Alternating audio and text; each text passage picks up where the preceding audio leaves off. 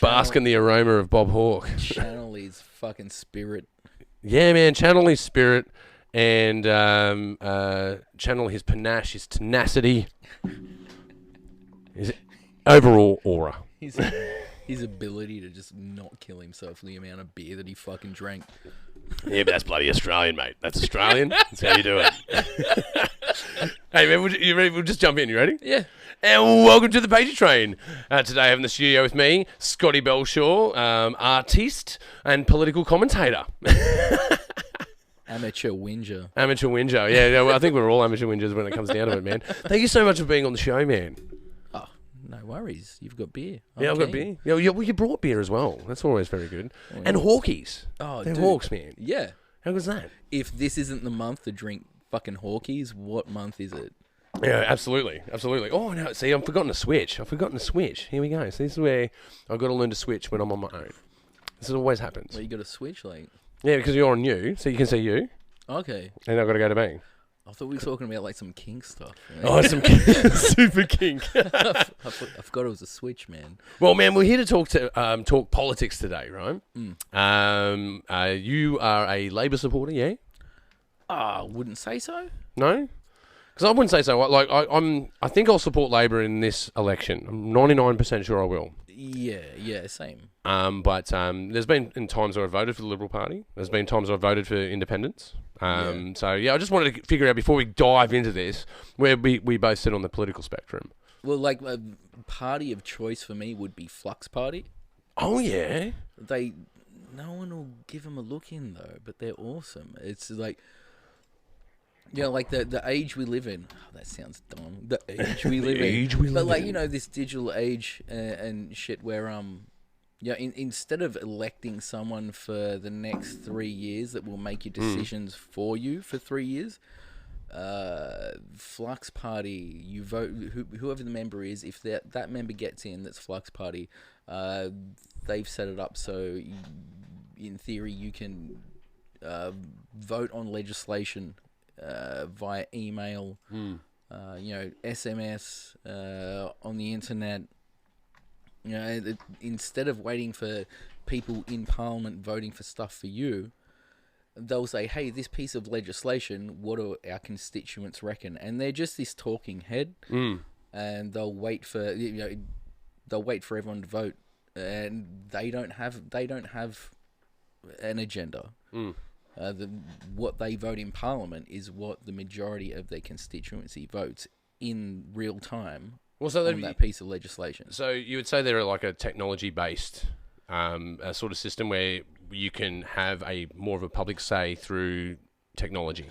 Well, yeah, it just feels like it's closer to democracy. Like, it feels so far from democracy, this Westminster system where you vote for who's going to make your decisions.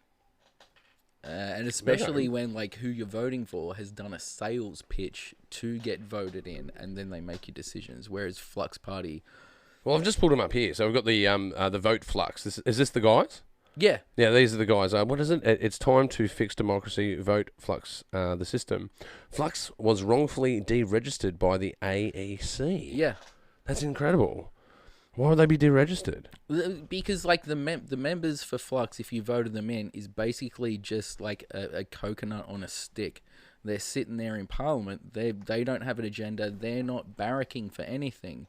They just say, this is the legislation that's coming up. You vote for that using, SMS, email, internet, whatever. And then whatever your constituency says, that's what the Flux member votes for in Parliament. Okay, so like in other terms, like I suppose in the States I'd call it a superdelegate. Is it like that?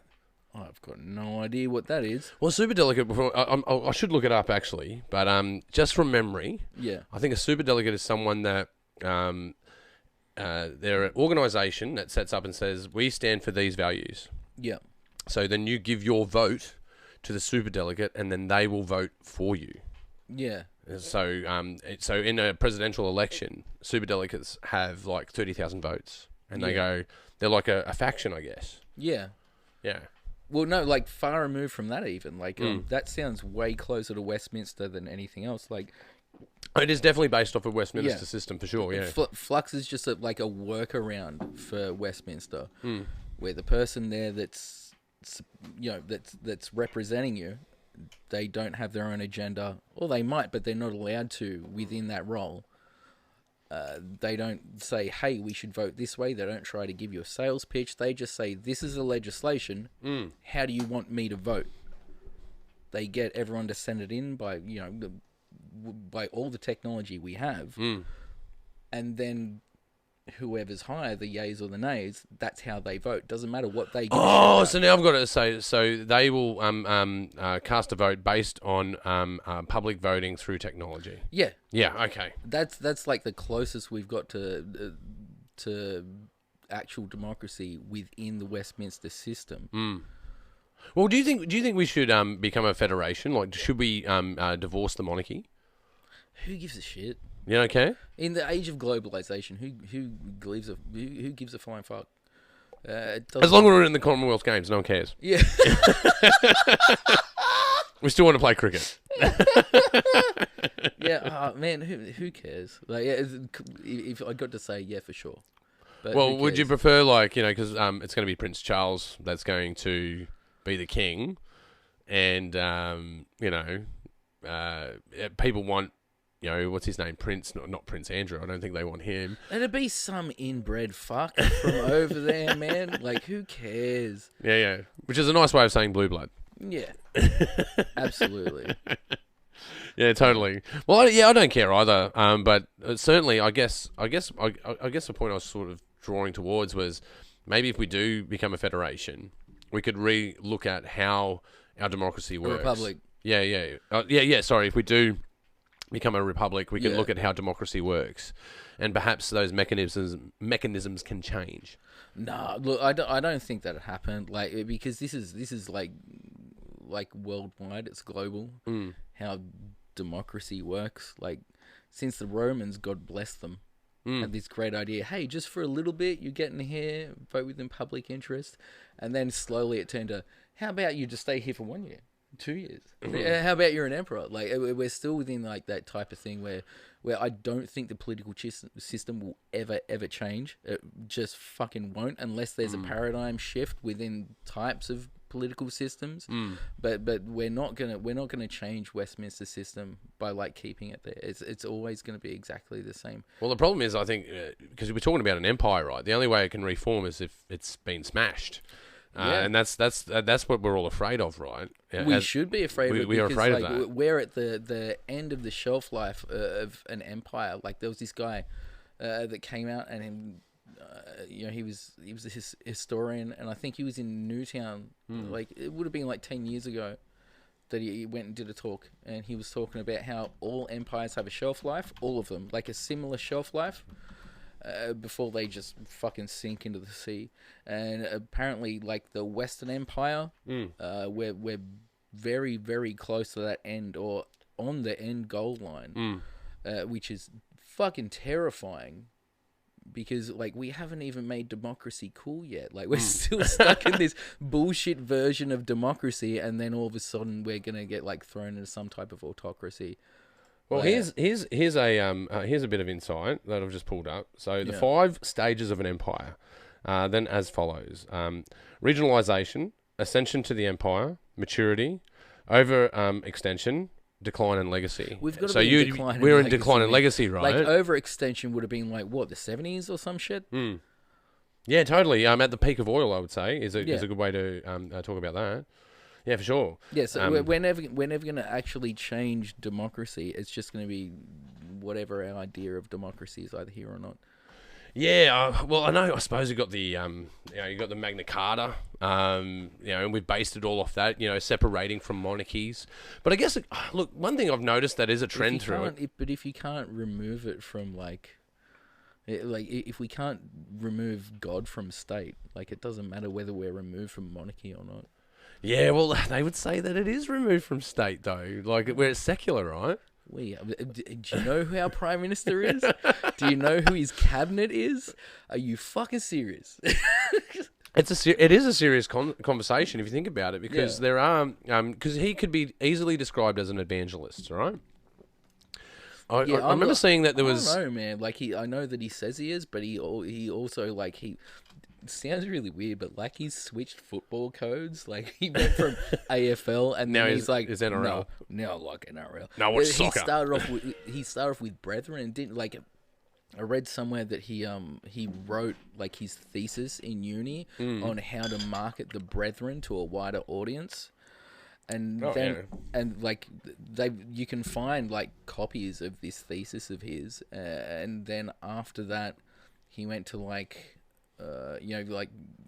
church, tent evangelicals and stuff, and he was with after Brethren, then he was with fucking Hillsong, and then after Hillsong, he was. Well, that was 15 years ago. He never stepped foot into Hillsong since, so he says. Oh yeah.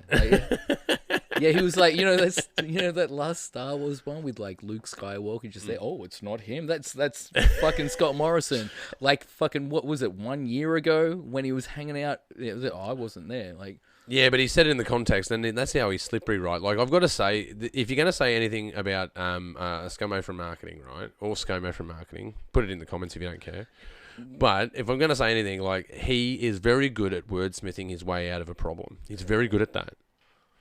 Oh, half and half, man. Like, he's good. He's pretty slippery. He's good at, like, this really... He's redirected that idea. Like, I haven't been to Hillsong for 15 years. Yes, this really dumb, but he said in the context of being, that's my religion. But what we were asking is, but you've actually put foot on the premises, right? Yeah.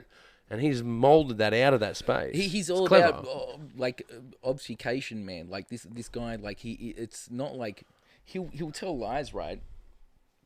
But then he'll tell half a lie, and then he'll dial it back to, oh no, that's not what I said. The same way as you say anything he fucking says that people are like, that is empirically wrong, and I will hold up a piece of paper that shows you said that. He will just go, I reject the premise. Oh, I think Sam Dastyari is a good example. Like he certainly called him Shanghai Sam. Yeah, man. Said categorically that he didn't say that. He even said that in Parliament. Yeah. He's got parliamentary privilege. Yeah, but you can. Yeah, well, but he said it there, man. Like you would expect of all places when politicians speak that they should at least be upfront about their lies, because we have an expectation of politicians to lie. Like that is old as the ages. Which is so disgusting, because like I hate that defense from people. When you say anything like, oh, that guy lied, he just straight lied. They go, oh, they all lie. Like, oh, that's fucked, man. Yeah. Like, don't say that. Like, they all lie because you say, oh, they all lie. Yeah, we let them get away with it. But again, though, it's the perpetual system, right? Like, there are people that stand out. Like, I've got to say, someone that stands out for me is Jim Chalmers, man. Yeah. Jim Chalmers, like, he has those, Paul Keating qualities to him. He's, you can tell that, hopefully they get in. He's going to be a good treasurer. You can tell. Yeah. You can tell that he's quite astute. He's aiming towards making our country a better place. You can sense that on him. Yeah. Look, I know it's Albo's turn. It's a shame that Chalmers isn't running, because like Chalmers would be like a Kevin 07 moment, And you know what? Albo would be a great treasurer, because like what was that $50 billion package that he oversaw for infrastructure that never once went over budget, never once went over time, and went under budget and under time. And people are like, oh, he's never held a financial portfolio. I'm like, $50 billion, man. Infrastructure is expensive, and it requires fiduciary responsibilities. Absolutely, and just the bullshit of infrastructure. Like, there's so many like fingers in that pie that can fuck something up, make it take longer or cost more. Not once did it cost more or take longer than he said. So it would be absolutely hilarious and great if Albo was the treasurer and Chalmers. It would, but you've got your order of march. Like Albo has been in the trenches since he was started fighting Tories back when he was a young man. He's a veteran in Parliament. Totally, man. People like, who is this guy? Does he know what he's doing? Like, he's a veteran. Well, he's in the realm of being a father of the Parliament. You know what I mean? He's been there for that long. But and who is his mentor? Hawkey. Totally. But speaking of Hawkey and his looseness, because Hawkey was quite loose. Yeah. ScoMo's come out and said that he's a loose unit, right? Yeah, man. And people have run with this, and I've got to say that I absolutely love this.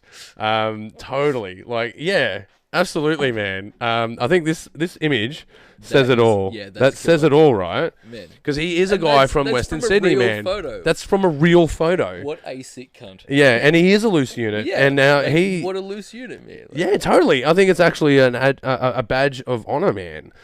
He's one of he could be any loose unit that you've met in a pub, right? It could be any loose unit that you met in a pub, and he goes, "One day I'm going to be Prime Minister," and you go, "Get the fuck out of here!" But this guy, he did. Man, I drank with him once.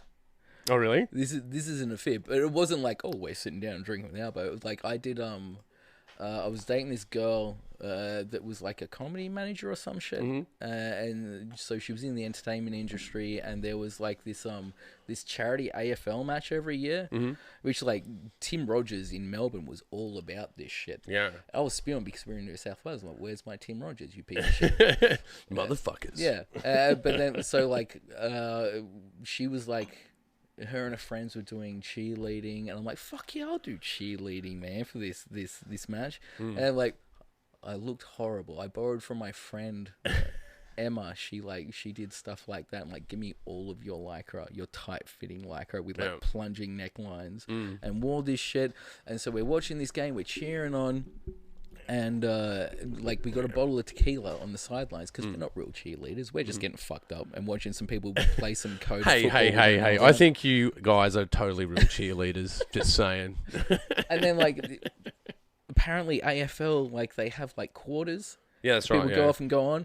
And so, like, Albo comes over. And at that time, this was, like, years and years and years ago. I'm like, oh, I know he's a politician, whatever. And he came and sat down. We're like, oh. How you going, man? Because he went and sat on someone's jacket. We're like, how you going? He's like, yeah, good. And he saw we were drinking tequila. He's like, can I have a swig? We're like, yeah, man, you can have a swig. Bro. So he was off for his little bit, and we're just swigging and stuff. Word up, Albo. And like, well, at least he drinks tequila, like on the sidelines.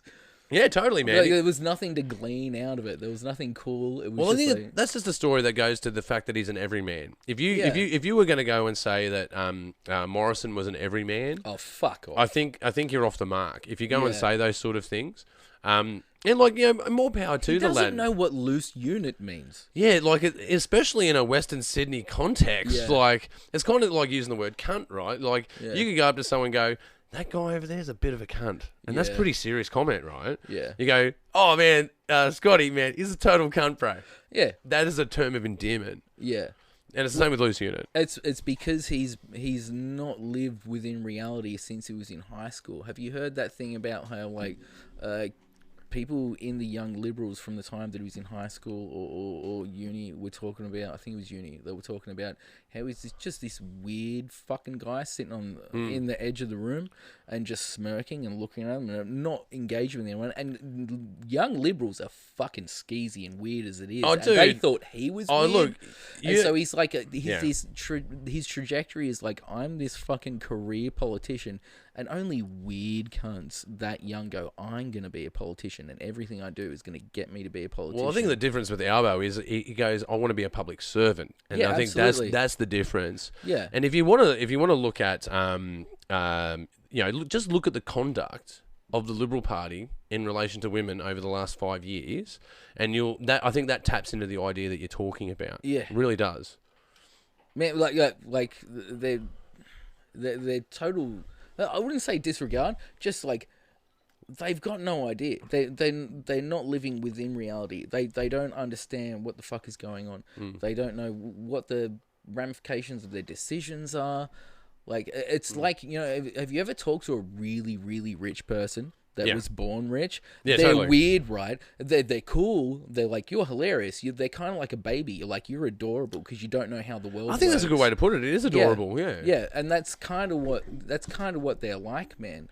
Like they just don't understand. Like not from not wanting to, they just don't understand because they've been that far removed from everyday Well, it comes down to life. consequence as well, though. I think if you look at the conduct of staffers in the with Brittany Higgins, if you look at the conduct of politicians that are to be in their past as they're being students, and unfortunate people taking their own life and removing the police report because you can tell that was a display of protest, right? Yeah. If you can't solve it, I'll remove that report and I will solve it. I'll cause the controversy at the sacrifice of my own sword. And that's a fucking tragedy, man. Yeah. And that's the culture that we're talking about. And when they try and contrast that against the Labor Party, you're like, man, I think that's a long bow to draw. I'm sure that there's instances of misconduct like there is in any workplace. There has to be, man. But not like the Liberal Party, yeah, bro. not like no. It's a different culture, and like look at it this way. Say most public institutions that we have, like Medicare, NDIS, and stuff like that. Even like JobKeeper was penned by unions and Labor, and then taken by Liberals and bastardized. But all these typical. That's a typical though run of the mill though. What you've described there. Yeah. But all these things are set up by Labor, and then Liberals. It seems like this really weird petty thing. They try to take it down. I'm sure they don't really care about tearing Medicare down. They're just doing it because Labor made it. And like NDIS, man, working in disability at the moment, it is fucking ridiculous how much they have bastardized this shit. Do you know how many millions of dollars that the Liberal government are paying to contest objections? Like when people appeal, they go, "Oh no, you're not." Or it's actually cheaper for them just to do what is right. Yeah, man, and like working in that job, like I've seen it firsthand. Someone wait for like 6 months for a new wheelchair, man. Like it's crazy. Like I'm so happy that at least this time Labor has brought it back and said, we are going to make sure that we get NDIS back on track. Yeah, but let's not forget who put NDIS in place. Labor, man. Let's not forget who put Medicare in place. Yeah, Labor. Let's not forget who put the superannuation scheme in place. Yeah. Let's not forget these massive reforms. And have you seen the old newspaper cuttings about superannuation? People saying it's going to tank the economy, and why are we giving money for free? Like, you're not. You're working for that shit. It is not for free. Yeah, it is far from free. Yeah, we are seeing the same shit every time. Any time that there is some type of progression in the way that workers or the proletariat or people that are low to middle income, any time that there is some advent that helps their life be better, there is this big brouhaha about it's gonna sink business, and then once business sinks, everything's fucked. They said that about Superman. Like they said that about everything. Totally. Like remember when like TV came in and people were like, no, we just need to hear our stories on the radio, and everyone went mental about it. Oh yeah, look, these are disruptors. It's the same shit. It's just, but they're afraid of disruptors. It's the same with, like, I think climate change is a great example of this. Yeah. Being so so much in rebuke about the science where it's clear. Yeah. It's not cloudy in any way. It is clear. Don't get me wrong, there's 3% of scientists out there that would disagree with the other 97% of scientists from all fields. Yeah. Like, it's not a difficult thing to determine. But they denied it all the way up until, 2.5 years ago? What was that end the weekend bullshit? With EVs? Yeah, with electronic vehicles, man. Fuck, end the weekend. And how smug and hilarious he looked like he thought he was. Yeah, and it's just ridiculous. Now he's totally backtracked. Like, no, I just said that I didn't want it to be mandated. No one said it was going to be mandated, you fucking And it wasn't the context, bro. You were saying that if we put this technology on the road, it was going to affect the weekend. Period. That's what you said. Yeah. And like that, it shows you how out of touch they are, because like I remember when he was talking about ending the weekend, it was all about, oh, you can't tow your trailer with that. You can't tow your fucking your caravan. Like, man, I don't know anyone rich enough that owns a fucking caravan. Are you serious? Is that your idea of lower income, like lower socioeconomic areas? Yeah, we all just own caravans. Did he just watch Snatch and go, well, that's what poor people are? Like, fucking idiot. What do I want a caravan that's going to fucking wheels? Periwinkle blue. Periwinkle blue. Oh, man. It's so weird that it's like his marketing is so weird, because like, see that curry shit, it doesn't seem insidious, man. It's just some stupid piece of shit making the chicken coop. It looks like it was raw chicken though. There's no doubt in my mind. Let me go look for it. But like, I'm going to go find this raw chicken. imagine this. He didn't come up with any of this marketing himself. We know that because he got sacked from 2 marketing jobs. Why'd he get sacked? He did. Oh, man. We all know why. It was fraud. It's total fraud. Yeah, it was fraud. But like, it was litigious in nature. That's why it's locked up. Like he's not clever enough to even come up with that dumb idea that, hey, we'll market me as the daggy chicken coop curry fucking guy. So it's worrying that someone must have been employed to go, you know what they like? They like curries. They like curries and chicken coops. And he's like, yeah, cool. Well, man. I don't know if you like, that curry. That, I don't know. I'm lost for words. That actually, you know what that looks like? That looks like the food that they serve in fucking nursing homes, yeah, bro. man. Yeah. Totally. Like, that's acceptable for him. The whole curry thing is fucking hilarious, but like, I didn't like how for an entire week we were focused on it. You know how much dumb shit that came out of their mouth and what they did in a week when we're talking about fucking curries? Like, the curry thing was great. It was hilarious for like a day. But, you know, this bumbling fucking idiot whose marketing team has fucked him over. I'm pretty sure in the photo of the chicken coop, he didn't have a nail in his hand. Yeah. I'm pretty sure. Yeah. Yeah. Did you see the pool one? When he was playing pool? Oh, dude. Man. Dude, don't get me fucking... Look, you know me. I play a lot of fucking pool. Yeah, dude. The man has never played a game in his life. Fucking A. The man's never had a duff. Why You are get we the worried reference. about the fucking... Why are we worried about the goddamn, like, welding thing? Have we seen him try and play pool? And there was some people, I remember when it came out, they're going, oh, he's just lining up his next shot. I'm like, the cue ball's back there, man. He's not lining shit up. He's just... I'm just saying it was a poor shot selection. And his stroke needs fucking work. Yeah. And there's no white ball placement at all. And there's no forefoot for the next shot. Like, he just totally did a 6-pocket rocket for a fucking photo op.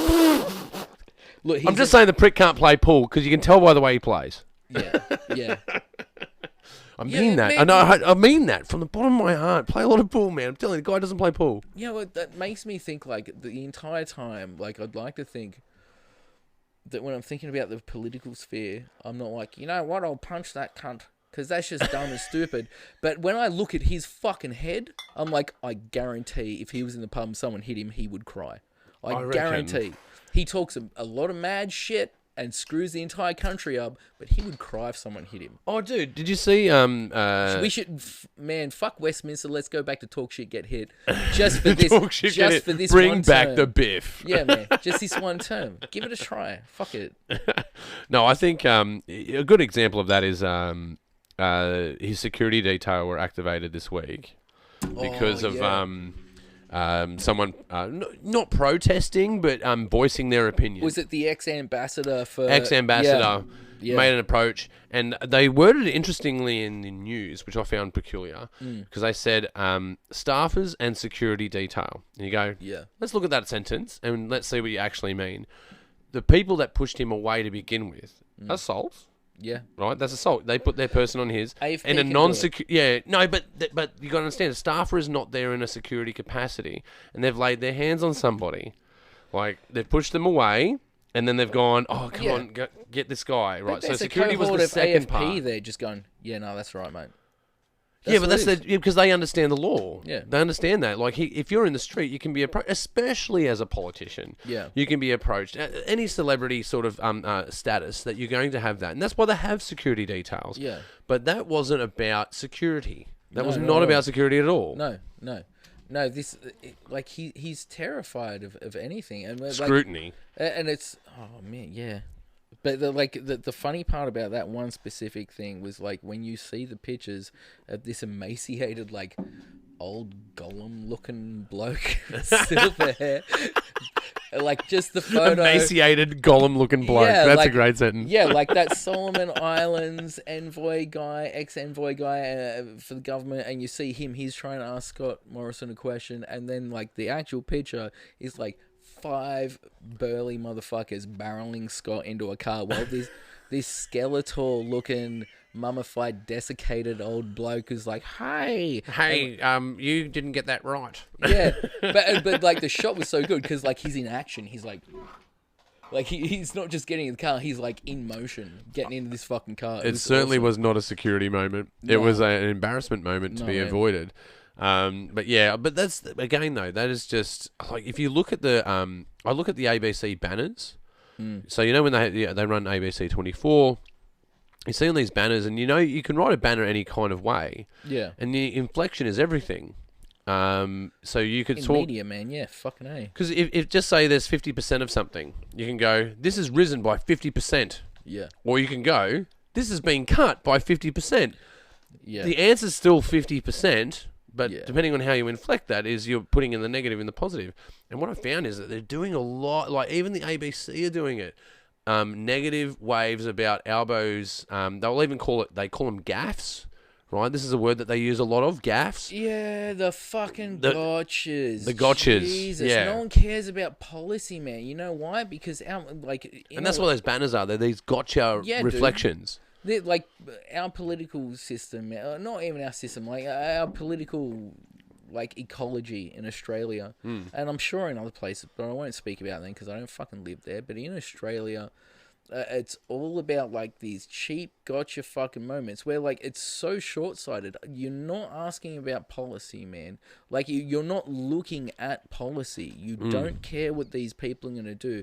You're looking within election week to just try and get someone to stumble. Like, I get the shits when they do it to fucking Scott Morrison as well. Because they do it as well. He is such a bumbling fucking moron that you can just tear him apart by looking at his history, his merit, and his policy. Don't fucking go on about gas with this piece of shit. Like, fucking go for the jugular. Stop talking about he misspoke something. Yeah, so, and where's the policy, man? Where's the fucking policy? Let's talk about the policy. And these guys are just like, really, they are slinging a lot of mud. Name one piece of policy Show us the policy Liberals have come out with during this election. And they'll obfuscate all the way on that. Yeah, man. There is fuck all. It is spread thin. Any fucking policy they've come out with has just been like this reactionary bullshit because they're in election. Just like last election, they came out with like the low to middle income tax offset. They came out with that. They had 3 years to do that. They didn't. They came up with it during election time. Same as this time. Did you see today? They're going on about like, fucking, we're gonna make people pay for when they're in detention when they're criminals, and we're gonna send them off. You're like, you had 3 fucking years to do that. Longer. Yeah, you don't give a shit. Like, they're getting so You flipped desperate. a dime in the last 2 weeks on that. I've not heard one piece of policy from fucking Liberals at all this entire election. I've heard of so much policy from fucking Labor. Totally. So much that is gonna help like the everyday person, like families. This is the other thing that annoys me is they talk about Labor being a small target, but Bill Shorten ran 200 policies at the last election. Man, and they said it was too big of a target. It was fucking great, man. His policy last election was fucking awesome. But people said it was too complex. Yeah. It was there was too much to take on. And then Albo comes out with his campaign and goes, all right, well, I'll take the advice of the public. Yeah. They don't like these policies, all right? We realise that this is what the consensus is. We go with that. What's his policy? And then they narrow the bandwidth, and then they criticise him for going, well, you're a small target. I was like, well, which one do you want, man? Do you want this government, like hopefully the incumbent government being Labor? Because I really hope for that for this election, especially the lower house. This election, I fucking do, man. For the lower house, for sure. Yeah. Like, I don't know if I want them to have Senate control. I'm not totally sold on that. They need some independence in there, like to reel them in. Like, I'm cool with Labor getting in, and like, yeah, I'm not happy about this whole detention bullshit. I'm not happy about the fucking coal bullshit. Anything that Labor's doing to try and, be bipartisan. Not anything, but like a lot of the things they're doing bipartisan are not great, but man, we need to. Well, one thing they are great on is foreign policy, though. Yeah, and that's the other thing. That's the other arrow that they're throwing. Going, they're not in bipartisanship about our foreign policy. That is the most bipartisan thing that they are active in politics. That's a ridiculous notion. Man, that Port of Darwin thing, everyone knows about that now, right? Some people don't give a fuck, but did you see, like, in the last couple of days, they found that they found an internal government document that said while Scott Morrison was treasurer, He signed it. Yeah, he signed it. Not only he signed it, any public asset that was sold, it was called like the recycling program or something. Something along those lines, yeah. Yeah, any public asset that was sold, the government would pay, like, you know, it was $19 million, Scott. Yeah. That was what the NT, aside from the sale. Yeah. That's what they benefited from. Yeah, the federal government gave the NT government $19 million fucking dollars to sell this port. Well, if you want to know what sovereignty is worth to Scott Morrison, I can tell you the price. It's $19 million. Yeah, it's crazy. And like this was at the same time, like there was this. It was like this amorphous time between Tony Abbott and fucking Malcolm Turnbull and shit, where the government was not just selling off assets, they were mashing government departments together and shit to save money. And one of those things really affected the entire country, which was the fucking bushfires. Because I read this article like back when I think Abbott was in, when they were doing this shit. This guy whose job it was to watch a last swathe of land, like he was a government employee, to watch for signs and conditions for bushfires. He said that once the Liberal government mashed all these departments together and started firing people, the amount of land he had to watch for bushfires quadrupled. Oh wow! Can you hold that thought? Can you hold that thought? I've got to pee.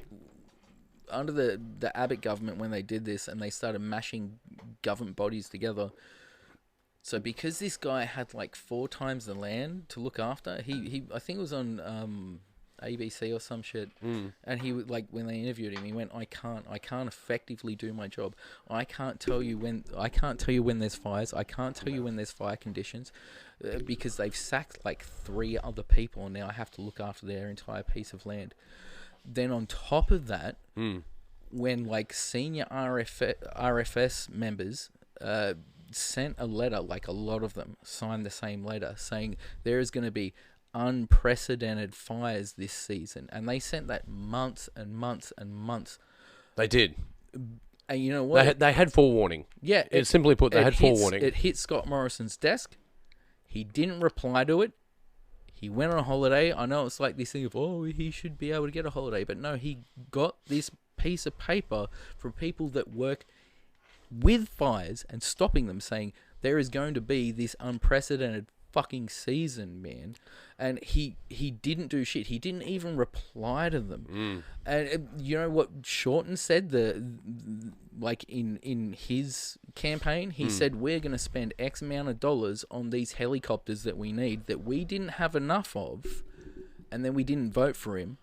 So not only did we not have the fucking helicopters, also we took away the effectiveness of the people that are able to tell us what the fire conditions are, and the RFS told him months before this is going to happen.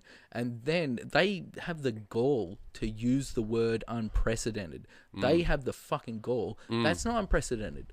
They don't know how words work. It's like when they said the words public autocracy. That infuriated me. Because what does that actually mean? Let's break that down. They are mutually exclusive words. All right. So and subjective in nature. Yeah. So just like they say, it's unprecedented. No, it's fucking not, man. No, it's not. You were told. We knew it was coming. Not twice, 3 times, and then woe is me. But you know what? Fucking governments that are in power do better in public opinion when there is any type of crisis. They always do better. Because even people that don't like that government, like it's just this neurological thing. We don't like change when there's something going on that's dangerous. We don't like it, and so they coasted that. That helped them, which is disgusting. Because you got the whole narrative of they're just doing their best, And then we had COVID, same narrative. Yeah, but again, though, they didn't do their best. They failed on the fails. Yeah, they failed on the fires. Yeah. It was a race. Yeah. It was a race. Yeah. We all knew it was a race. And there was no federal help for the floods. No. Asleep at the wheel. And that when they call them, the funny thing is when they call them like 1 in 100 years, 1 in 1,000 years. That doesn't mean you get them once every 100 or 1,000 Then how does that years. happen every year? How come that happen twice in a row? It's because each year you have a 1 in 100 chance. It doesn't mean you have a 1 chance in 100 years. It means every year you have a 1 in 100 chance. So when they say that, that's not much, man. 1 in 100. 1 in 1,000 isn't much. That means every year they've got that chance. And the federal government did not have any response to that. People were fucked up, man. Their houses got ruined. People's lives are in danger. Businesses have failed. Yeah. What about the fires? People are still living in tents. That's not. Yeah, tents, caravans. If you're lucky. That's not bullshit. People are still not living in homes. People still don't have money to get back up on their feet after that billions of fucking dollars. Was it billion? I think it was millions of dollars that was set up for helping people that. Were it was. I believe it was $1 billion. So it was built. Okay. It was $1 billion. Yeah. Yeah. It was set up. It wasn't released to anyone. It's earned more interest than they've spent. Yeah. Yeah, I know that much. I don't know the figures directly, but I know the interest was more than they spent, which was near fuck all. The first amount that was given off to people that were affected by fires, right? It was up in the mountains somewhere. There was this town, and fuck me if I can remember. Is it Lura? But no, it was up further. It was up past Lithgow and shit. But there was this one town that was like, you know what? We need water tanks, man. What we need is water tanks. Mm-hmm. They applied for this funding. They got funding for what? And this isn't what you can look this up, man. They got funding for dance classes. The town got funding for dance classes, not for water tanks. Even in the same, and that was the first amount that went out to anyone. And I think it was I don't think there's been anything that's gone out after that. Well, even funding in aged care as well. Funding in aged care, right? So there's a few nursing homes that are up in the mountains there. There's one in particular that was fire affected. And during COVID, obviously under normal stresses that any nursing home would be under during COVID, right? Yeah. Man, I worked through that working in disability. That shit was fucked up during the fires. These guys had, they had built a building that is unoccupiable. Yeah. Meanwhile, they've got residents in the position across the road. Funding is misappropriated there. Yeah. And the right checks and balances weren't done. Yeah. And that was at a federal level. And they deny this. But this is reality. This federal government doesn't run tenders for anything. It has notional funds. You hear them in Parliament, and they are forced to describe it as a notional fund because these funds that they have are buckets of money that they have, but they haven't got any planning in place to distribute this. They haven't got any financial infrastructure for how they're going to use it to improve lives or help people regain. It's a savings account that they're earning interest on, essentially. And they use the word notional fund, and just look up the word notional and look up the word fund. It's an imaginary fund. It's so disgusting. It's so fucked up. Well, it's another form of rot, right? And this is really draws towards an ICAC, right? This draws towards an ICAC because. Why doesn't Scotty want an ICAC? Well, you know what? We all know why. Yeah. Well, have you heard him go, you know what? We put the bill in front of Parliament. Labor didn't vote for it. And Labor didn't vote for it. It wasn't put... No, it technically wasn't put before the Parliament. They tabled it. Yeah. But they didn't put it before the Parliament to be debated.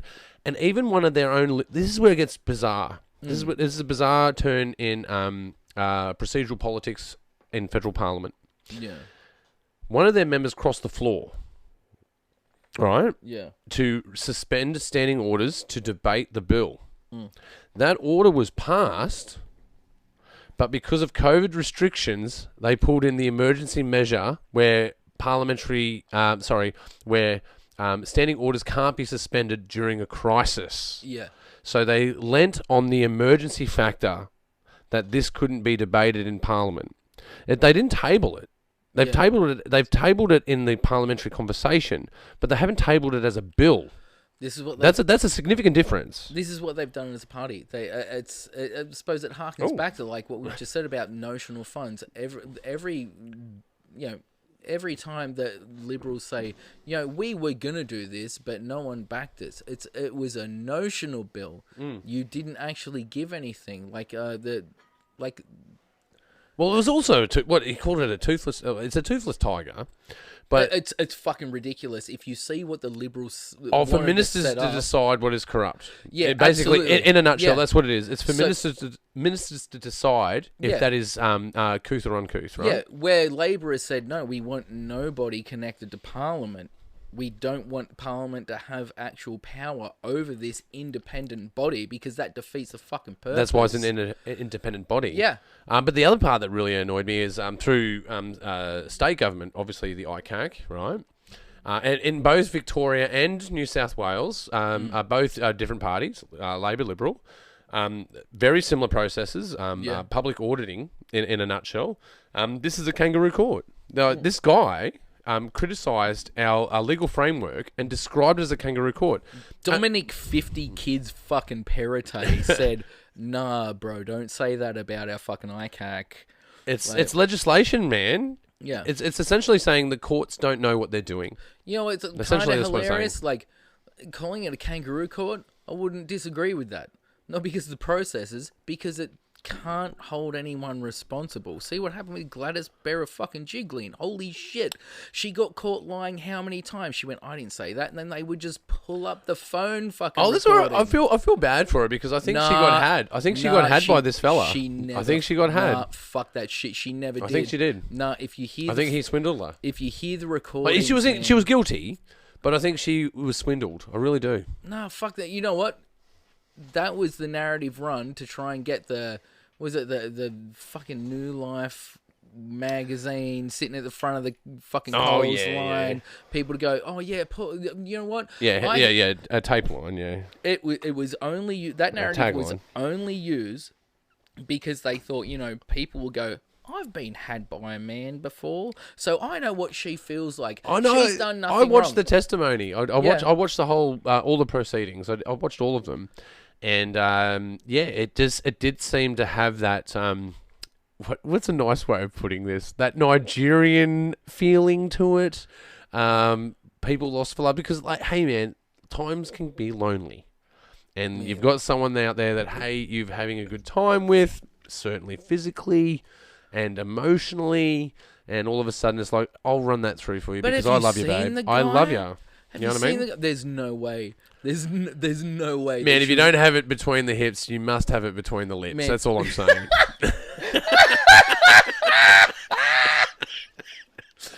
I think you're getting what I think you're picking up what I'm putting down. Perhaps certain people were taken to certain heights with certain things, and maybe being a bit clouded in judgment. That's all I'm saying. Man, the fact that she didn't run with, oh, I got duped. She didn't run with that. She run with, I didn't do these things. If she got duped, she would have lent... Because what did they do when she got caught? She lent right into, oh, yeah, you know, I got duped by this guy. Yeah, so yeah, that's true. If that's what's happened, why didn't she do that first? What she said first was, no, none of this happened. And then when she got caught with it, she's like, oh, the man tricked me. This guy tricked me. Yeah, but I do believe though, like even though I'm pretty sure I voted for her. Actually, she used her. I'm pretty sure I voted for her. Her power. He was like a nobody. She used her power as a powerful woman. Yeah, but I go back to my hips and lips comment. I go back to my hips and lips comment, man. Like, it can be quite cloudy. I can't. Like, we've experienced this everywhere we go, right? Like, everyone we ever give advice to, like, yeah, I know, but it's, you know, it's one thing to the other. No, like it was too calculated, the things she said afterwards. Like the way she denied things, the way she denied the corruption, it was well thought out. It was too... Yeah, but a politician will do that. She wants to protect her job, but I still really believe that most of these guys, whether you're Labor, Liberal, or Independent, Greens, whatever, you get into Greens, yuck. Yeah, but nonetheless, these people they almost tanked that They almost got that religious discrimination bill through. Fucking pieces of shit. Yeah, I know. They are quite eccentric in nature. But I will say this about all of these politicians. Motherfuckers. I'm pretty sure they get into that job with a sense of public duty. I think there's some politicians that get into it as career politicians that go, I want to be the mover and wheeler and dealer. A lot of them. These faceless men, these factional kind of people. Don't get me wrong, that exists. Yeah. But I think generally most people get into those roles, including Gladys Berejiklian. At the grassroots level, At the beginning, because they want to do something. And she wanted to do the right thing. I think she wanted to do the right thing, and I think she got caught up. She still broke the law. Have you seen the pictures of her when she was younger? She was a fucking nerd. That's what I'm talking about. That's what I'm saying. Like the picture of her dressed as Superwoman, she's a fucking nerd. You can tell she was a young liberal from back then.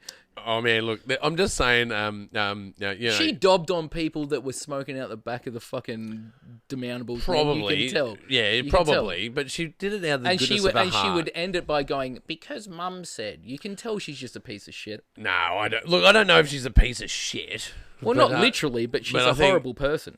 Well. Well, I voted for her. I gave her a vote, but I don't know if Perrottet is going to have my vote next time. I can say that. But with that said, though, I think going back to federal politics, certainly, I think ICAC is a big deal. It is a massive deal. It is fucking huge. With Christian Porter and $1 million in his account. Robo-debt, man. Robo-debt. Fuck me. And I'm glad they came out and said that there should be a royal commission into that, because there should be. But it was, you know what? People fucking killed themselves over that. Like, let's be frank, man. That they did. I'm not fucking around. I got into a very dark place for like a year dealing with that robo-debt shit. It ended up I didn't owe any money, man. But they were saying 11 grand. At the time I was working, I spent for 6 months every single lunch break calling up Centrelink to try and sort this shit out. I had to get them fucking proof I worked at this place and that place from insolvent businesses and shit. And like it fucked me up, man. Like it's horrible when I hear about robo-debt, man. It really fucking upsets me. No, I can imagine how it could be triggering for people, because when you've got a debt hanging over you, it changes the entire landscape of everything. Like shit. And now I'm in O where I didn't know that I was owing. I thought I was doing the right thing. I got told verbatim I was a thief by a manager when I say, "Can you put me onto your team leader, man? Because like I've given you everything." You're a fucking thief. The team leader said, "Well, if you didn't want this to happen, you shouldn't have been a thief," and then hung up on me. I'm like, it put me in the worst mental place, and so I'm looking at people that killed themselves. I'm like, I can fucking because if you're further on the edge, right, where it may be dollar to dollar, man, like, because I see people out there that are collecting cans. I see people out there collecting bottles. Yeah. At 10 cents a pop, right? Actually, I've seen some really good operations of people doing festivals and like loading up a truck and doing that. But that's what you get for hanging out in Kingswood, man. I love the neighbourhood. I love that neighbourhood. But with that said, man, there are certainly people out there that have got those Hessian bags that are trailing them across kids' sporting events that are just trying to make an extra $16. It done people in that had great mental health, man. Let alone the people that didn't have great mental health. You put a $5,000 debt over someone that is in that situation. Yeah, you're certainly going to push him further over the edge. Like, there's no doubt about it. I'm not fucking around when I said it took me all of my lunch hour every single day that I was working for 6 months. For 6 fucking months. And at the end of it, they said, "No, you still owe $1,000 because of the..." And like, I did not. I could show them everything. I went, "I'll wear that. Fuck you. I just want it over and done with." And then when it went to court, man, everyone's like, "It's this big win." No, it's not. They needed to put all those politicians on the stand. They needed to put Scott Morrison on the stand, who was a fucking treasurer at the time. They didn't. They settled. Fuck those lawyers, man. Look, dude. Fuck those lawyers that were barracking, the lawyers that are supposed to be barracking for the fucking victims of robo-debt. Fuck them for taking a settlement. That was bullshit. Well, it ain't over, Scott. I really think if the Labor gets the lower house, and I think Shorten coming out and saying that he's going to do a Royal Commission into that. An ICAC and a Royal Commission into this issue. Got retrospective. And and I think Shorten said it well, man. Like, you can go on your talking points all you like when you're under oath. Yeah. Because you can stand in front of these cameras and bullshit at these people. Yeah. There's no doubt that you can do that. But you're going to go do that under oath. I welcome the notion, because after that, you know that you're going to be in hot water and you're going to have to answer these things correctly, because they are black and white. They are in text. That you passed these legislations, you initiated these processes, and they are documented. So there's no redacting here. No. There's no getting out of it. No, they're fucked. If there are any retroactive powers, they are fucked. And thank God. They stole how many billions of dollars of Australians, then had to pay it back. And not only that, they had to pay for their solicitors to pay it back. They not only do they steal it off Australians, make people fucking kill themselves, and the people that didn't kill themselves had a horrible fucking torment, man. Not only that, they then spent further tax dollars that you've worked for to try and argue it. Well, there's certainly, I think, to encompass everything we're talking about, there was certainly shock and damage. There was certainly shock and damage over that policy. And they will flick it to Labor and go, well, it was the Labor policy that invoked this. No, it is how you've taken a good policy about fiduciary management. Labor came up with averaging programs, yeah, but that was overseen by a human. That would like an averaging program. A human arbiter. Hey, look at this. A human arbiter that's looking at it. Absolutely. Yeah, would go, hey, look at this. Robo-Debt didn't do that. It just the AI went, you owe money, bam. Yeah, and did it, yeah, and hence the word robo-debt. And I hope people understand what that means. It was so dumb because, like, in my case, it was so dumb. I think, like, I was temping at the time. I was temping here and there, so I think within the year, I made, like, maybe 18 grand. Yeah, so that's a hard year. Like, that was it, 18 grand. It's a hard year, 18 grand. Yeah, that's a hard thing to live on, 18 grand. They averaged 18 grand over 52 weeks and said you earned X amount of money every week. I'm like, no, I fucking didn't. There were months when I wasn't working, you piece of shit. And they were like, the last amount of money that they said I owed was because it was back when you still did paper forms. I remember working at the Australian Tax Office in Parramatta, and next door was Centrelink. And irony. Bro. I would walk over there in my lunch break, fill out my form, go back to work. Yeah. And then when I told them that, they went, well, we have no record of that. I'm like, what? They went, we have no record of that. I went, do you have records of that somewhere? And the lady just kept repeating, we don't have any record of that. So I went, fuck, I'll wear that, you piece of shit. Yeah, no, but what choice do you have? You're going to take on the crown? I'm like, at least it's not 12 grand. You're going to take on the crown and go, you're wrong. It's going to be worth to fight that as an individual is more than what the debt is, and that's where the stress is incurred. Yeah, man, really is. Yeah, fighting this every single day, getting a different person every single time. It was like, I can't explain it, man. I can't explain it. It was fucking harrowing. And like, so I'm so upset about the settlement. Fuck the money. I don't want money, man. I don't. No, you want retribution for their actions. You want retribution for their actions. Did this shit? Yeah, because that's the theft, right? Retrospective. And here's the irony: they call you a thief, right? Yeah. But actually, literally, they're the thief over the phone. Like, they're the thief. Yeah, and like even when they weren't calling you a thief, when you called them up and you were in the right, you hadn't done anything wrong. You reported all your earnings and shit. You'd done nothing wrong. Even when they weren't calling you a thief, they were talking to you like a piece of shit. And that's not subjective. It's not like, oh, maybe they were. Like, they were talking to you. It's not misinterpreted. Like it's not. Shit. Yeah, what you're saying is not misinterpretable. Like, that's how they were. And this is a frequently reported thing. But there's further things that they need to go into ICAC, man. You know, like, again, back to Christian Porter and $1 million sitting in his account to sue. Yeah. The national broadcaster. Yeah. And that ties in as well. We're not allowed to know who gave that to him. Scotty, he ain't getting on 7:30 to do a debate. He's not getting on Insiders to talk his piece. He's not going.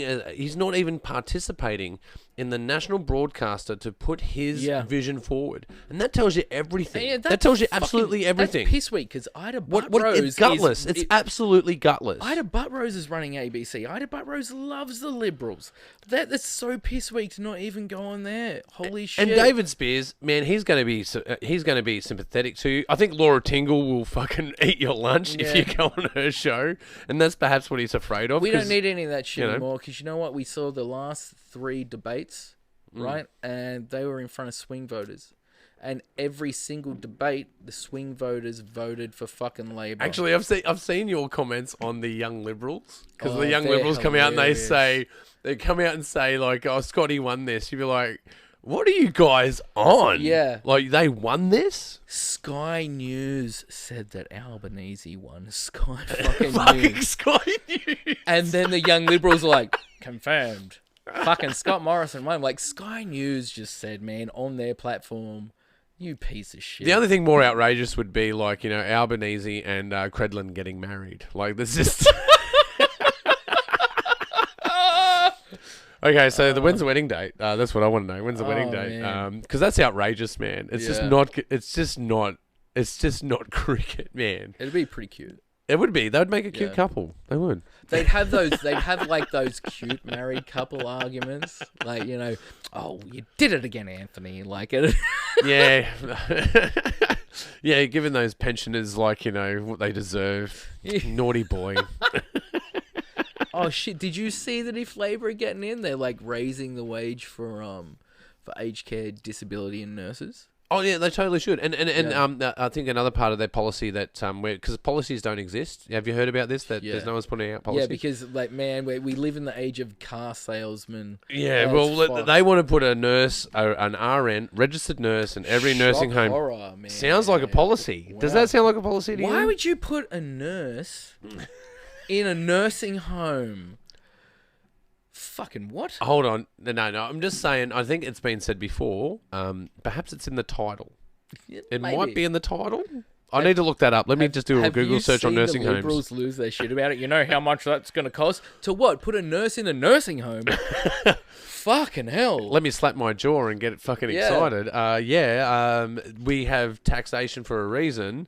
And it should be paying for that, rather than helicopters being delivered for politicians to arrive at parties, or people getting car parks where where train stations don't even exist, or maybe perhaps shooting galleries in electorates that are sympathetic towards their movement, but don't have the population to support the fucking facility they built. Selling $30 million worth of land for $3 million. Oh, Badgerys Creek! Like I've got friends that own land out there, and they were offered, strap yourself in, $1 an acre. Yeah, $1 an acre, and their reason for that was because this is going to be used as drainage. So this land is going to be used for drainage. If you're selling your land, I don't care what you do with it. Yeah, you're buying my land. You're buying my land. Yeah. Because without the purchase of it, you don't get your drain. Yeah. But as it currently stands, it's worth this value. So on one hand, they're giving someone clearly a backhander, not a backhander, like a brown paper bag, if you will. Clearly, they're looking after their mate. Meanwhile, all their neighbours are like negotiating $1 an acre. Yeah, man. In Sydney. It's in Sydney, $1 an acre. Are you fucking ridiculous? Are you for real? So this is what our current government does, man. We have public assets. We sell them for less than they're worth. Oh, you mean like maybe to companies that are sympathetic to the Chinese Communist Party? I'm not even going to touch that. I think it is just... They've done that a few times, right? They have. But like it's not allegedly. You can look this up. Yeah, but they sell these public assets for less than they're worth, and then rent them back for more than they're worth. Because you know what happens after they're out of Parliament? They get a new job. They get a new job. Yeah, and they end up getting shares. They get CEO fucking deals, man. They Look get at, I think, Joe Hockey. Joe Hockey's a good example of this. Christopher Pine is a good example for this. I need to look it up. It might be BAE Systems that he's working for. That runs Channel 9. Yeah, man. They get kickbacks. That was the word I was looking for before. Yeah, they get kickbacks on this. Yeah. This is just a precursor to where they're going. I think I read memes are awesome, right? A meme can tell you a lot. Oh, do you mean memes? Memes. There was there's one meme that was talking. I've lost my train of thought now. That was talking about. Oh, I've totally lost it. It's just totally escaped me now. What were we talking about? We were talking about people getting kickbacks. Getting kickbacks, memes. It doesn't matter. Look, man, this is a chance. Did you see what they just did to you? Yeah, they zoomed in. Yeah. They zoomed in and hit me with some sort of 5G right there. They did, man. Yeah. But this is an opportunity for me to say, man, you're a resident guest on the Pagey train. You're a great supporter of what I've been up to. So I'd like to thank you for being on the show. But we're in the realm of 100 shows. Oh, really? This is 103 shows. You don't look a day over 99. 99 shows. But look, a big shout out to Chad that I was on the show with last night. We smoked some cigars. I'm running. Would you like to smoke a cigar with me on the show? Oh yeah, look, if Chad's done it, I'm gonna have to. Yeah, no, look, it's peer pressure and everyone's doing it. Because fuck Chad, he's a beautiful looking man with a great disposition. Oh, dude, a beautiful looking man, a beautiful sounding man. Yeah. Just an all round cool dude. And he's got an adorable laugh. Like when he does the... It is hilarious, man. It put me off a few times in the show. Because I was talking and we were like, oh shit. It was just like what happened before. Like, I lost my train of thought. It was adorable and fucking hilarious. But yeah, I lost my train of thought with him a few times. But we did a 2.5 hour podcast, man. Holy shit. Yeah, man. He's a stayer. He's a real stayer, for sure.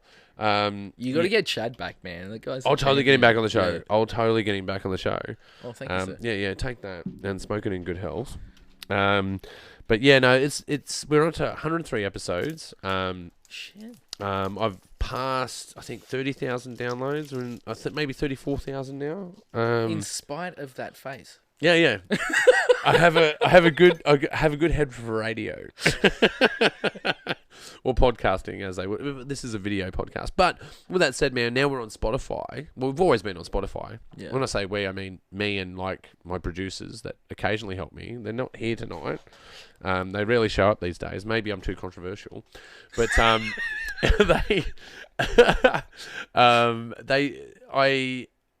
been on this journey with a few people. And you're certainly one of them, man. Like, this is your 3rd episode, I think, on the Pagey train. Maybe third or 4th, I can't remember. Yeah, it's the 3rd time I've come over here for beers, man. And we've always talked fabulous shit. Oh, you got a lighter. Great. We've always talked, really good conversations that are really in-depth, especially about politics and the world in general. And I just want to have a cigar with you, man, and, like, tell you thank you. Thank you for being on the show. Thank you. I'm not going to pretend like I'm like a dab hand at cigars. I've watched Sopranos, so like you suck them in, but you don't inhale them, and you just like kind of get this. It's a whisk. It's a whisk. Yeah, it's like this old man bald peanut husk. Yeah, I'll see if I give it a go. I'll give it a go for the people that are watching. I'll just give it a bit of a whisk. You just gotta. Okay. Yeah, you got me. I think I got it. See if we can blow a ring for it. See what we can do.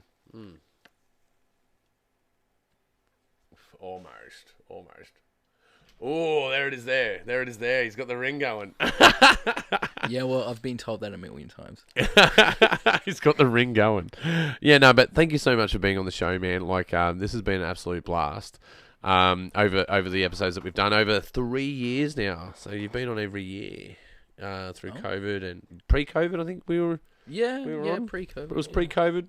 Then we got to COVID, and then now we're here at this election. I'd like to actually a big shout out to one of my I'm totally fanboying here. Big shout out to Friendly Geordies actually. That's a show that I watch religiously. I like his referencing, but he seems like a fucking prick. He's a smarmy piece of shit. At first I thought he was a lesbian. But it turns out he's a dude. Like he was someone's auntie. Yeah, and but I have a friend that's exactly like him. But he's an Asian dude. I'm like, you're like the Asian Friendly Geordies, which is like really, really insane. Big shout out to Matthew Chin actually. But I certainly want to shout out Friendly Geordies for especially doing this. Like as we're smoking these cigars, right? Let me just pull this bad boy up. Where is it? Oh, I know what you're gonna pull up. Yeah, man. Because they were doing these cameos. Where's the cameo? Flavor Flav's the shit. Here it is. All right, let me just. I gotta get back to the deck here. Let's get on to that. There we go. So we got. He does these. Hey, yo, check 1, 2. This is Flavor in the building for ScoMo. Yo, ScoMo, what's going on, G? They're saying that ScoMo is a liar. He lies all the time. He lied about his friend Brian not being there. What up, G? On his chef. Hey, ScoMo, they told me to tell you to stop lying because God doesn't like liars. ScoMo, liar pants on brush fires. Can you now stop lying, ScoMo? Holy shit. Liar. Liar, pants on bush fires, man. I think they did a really good job with doing all those cameos. They did. They really did. I that had me in stitches. But again, a big shout out to the Friendly Geordies guys. Obviously, Christo, who went through, that crazy arrest. Crazy. Fucking insane crazy arrest. Like, Right? I know everyone through it when they don't like something, they call it like Nazi Germany, but like that shit was Nazi Germany. Yeah, man, that was like dressed ready to invade Poland kind that of was shit. secret police stuff. Yeah, that was totally Gestapo. Yeah, totally.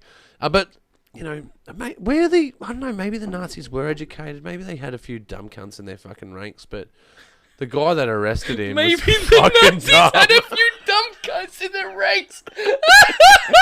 That's a good bet, man. But I'm just saying, man. Fucking what's his name? McQueen. Like the dude's name was McQueen, right? Yeah. That arrested Christo, and yeah, like tripped over his mum, hurt his fucking dog, and he's like, he was at a funeral, disturbing shit. And I think he's got stitched up, man. Totally, no doubt. Like I think there's an investigation going on about it right now. Yeah. He's fucked now, man. He's fucked. He has to be. He has to be. There was a misappropriation of Commonwealth's directives, man. Like waste of money, waste of time, waste of resources, and certainly for political reasons. Like what the fuck? And like just the misappropriation of that government power. body, like Power in general. fixated persons unit. Like man, that's a good thing. But like. Oh, it needs to exist. It needs to exist. That was sold by Dutton, not for like personal shit, right? And then it was sold for like terrorists and stuff. That's how it went through in legislation. And then you see like people that are in domestically violent relationships and shit begging for the police to help them. They don't do shit. And how many like I don't know what is it like? Last year it was like 1.6 women were getting killed every week by a partner or an ex-partner. It was one. A woman a week was getting murdered. Yeah. By someone that was known to them. Yeah, absolutely. Yeah. And like just it's a terrible statistic. This week, absolutely. Obviously, it's happened again, man. And like they beseech the police. Fucking save me, they won't do shit. But yet John Barilaro has his own fucking cadre of AFP that will hassle some uni kid. Oh, dude, on speed dial. Let's face it. They're on speed dial. Man? They're on speed dial. Like, that's the scary part about it. John Barilaros aren't dying at 1 or 2 a piece a week, man. No, certainly not. And don't get me wrong. Like, I'm a total person that would advocate to protect those that are in office, and protect anyone that's in a vulnerable situation. Yeah. And there's crazies out there, man. There's people that and we've seen them before. You don't have to watch too much news to find that. Yeah. Like there's crazies out there. Do security details need to exist? Absolutely. Should there be investigative teams that look after people of interest? Absolutely. Yeah. Is Christo a person of interest from that organisation? I really don't think so. I just don't think so. No, it's this little nerdy fucking kid, like 21-year-old fucking producer on a fucking YouTube channel, man. You know?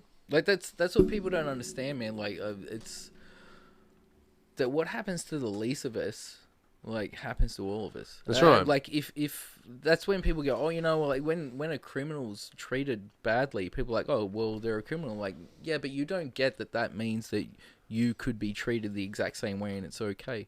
Like that something's happening like this. It seems abstract because it's like this, some dumb shit on YouTube.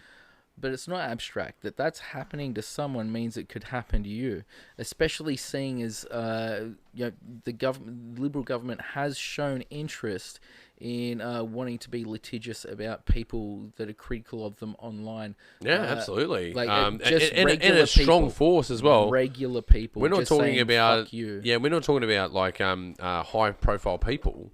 No. We're talking about just normal Samaritans that are going about their day. Yeah, man. Yeah. Like they're going after people online. Yeah. On comments on Twitter. They're going after people on comments on Twitter. You could be one drunk fucking post away from the AFP going, oh, mate, you've done your dash. Yeah, man, shit, you're in trouble now. We're going to investigate you. Yeah. We're going to exploit you and, follow you until we find you speeding. Look, that's something that people don't... The mindset that people don't use enough is, like, what happens to the least of us happens to all of us. And I think during this voting process, you know, there's people that are like Liberal, people that are Labour, people that are Greens, people that are Independents and stuff, and we all like to sling fucking mud at each other, but we don't realise that, you know, it's, you know, what can happen to any of them can happen to us. And so our vote, we shouldn't just be voting for ourselves. Like, I've heard someone that's voting Labour before say, I'm not voting for me. I'm even voting for the person that's calling me some liberal snowflake piece of shit. Like, I'm fucking voting for you as well. I'm voting for my community. Yeah, totally. You should be voting outside yourself. Yeah. Yeah. Hold that thought, man. I'm going to piss again. I dare. We're in another intermission. See if it goes back. There we go. It's all working. I don't know where we were when we left. Oh, that's a terrible beer. That is fucking horrible. It will settle. It'll settle. It'll settle. You've just given me a liberal government beer. It's all froth. It's all froth. It's all announcements and no fucking go. Look, this is a notional beer. Man, it happens. It happens on the show. I can't help it. Like, because I've got to try and pull from my pool of drinks here and try and pour while I'm on the fly. And it doesn't always work.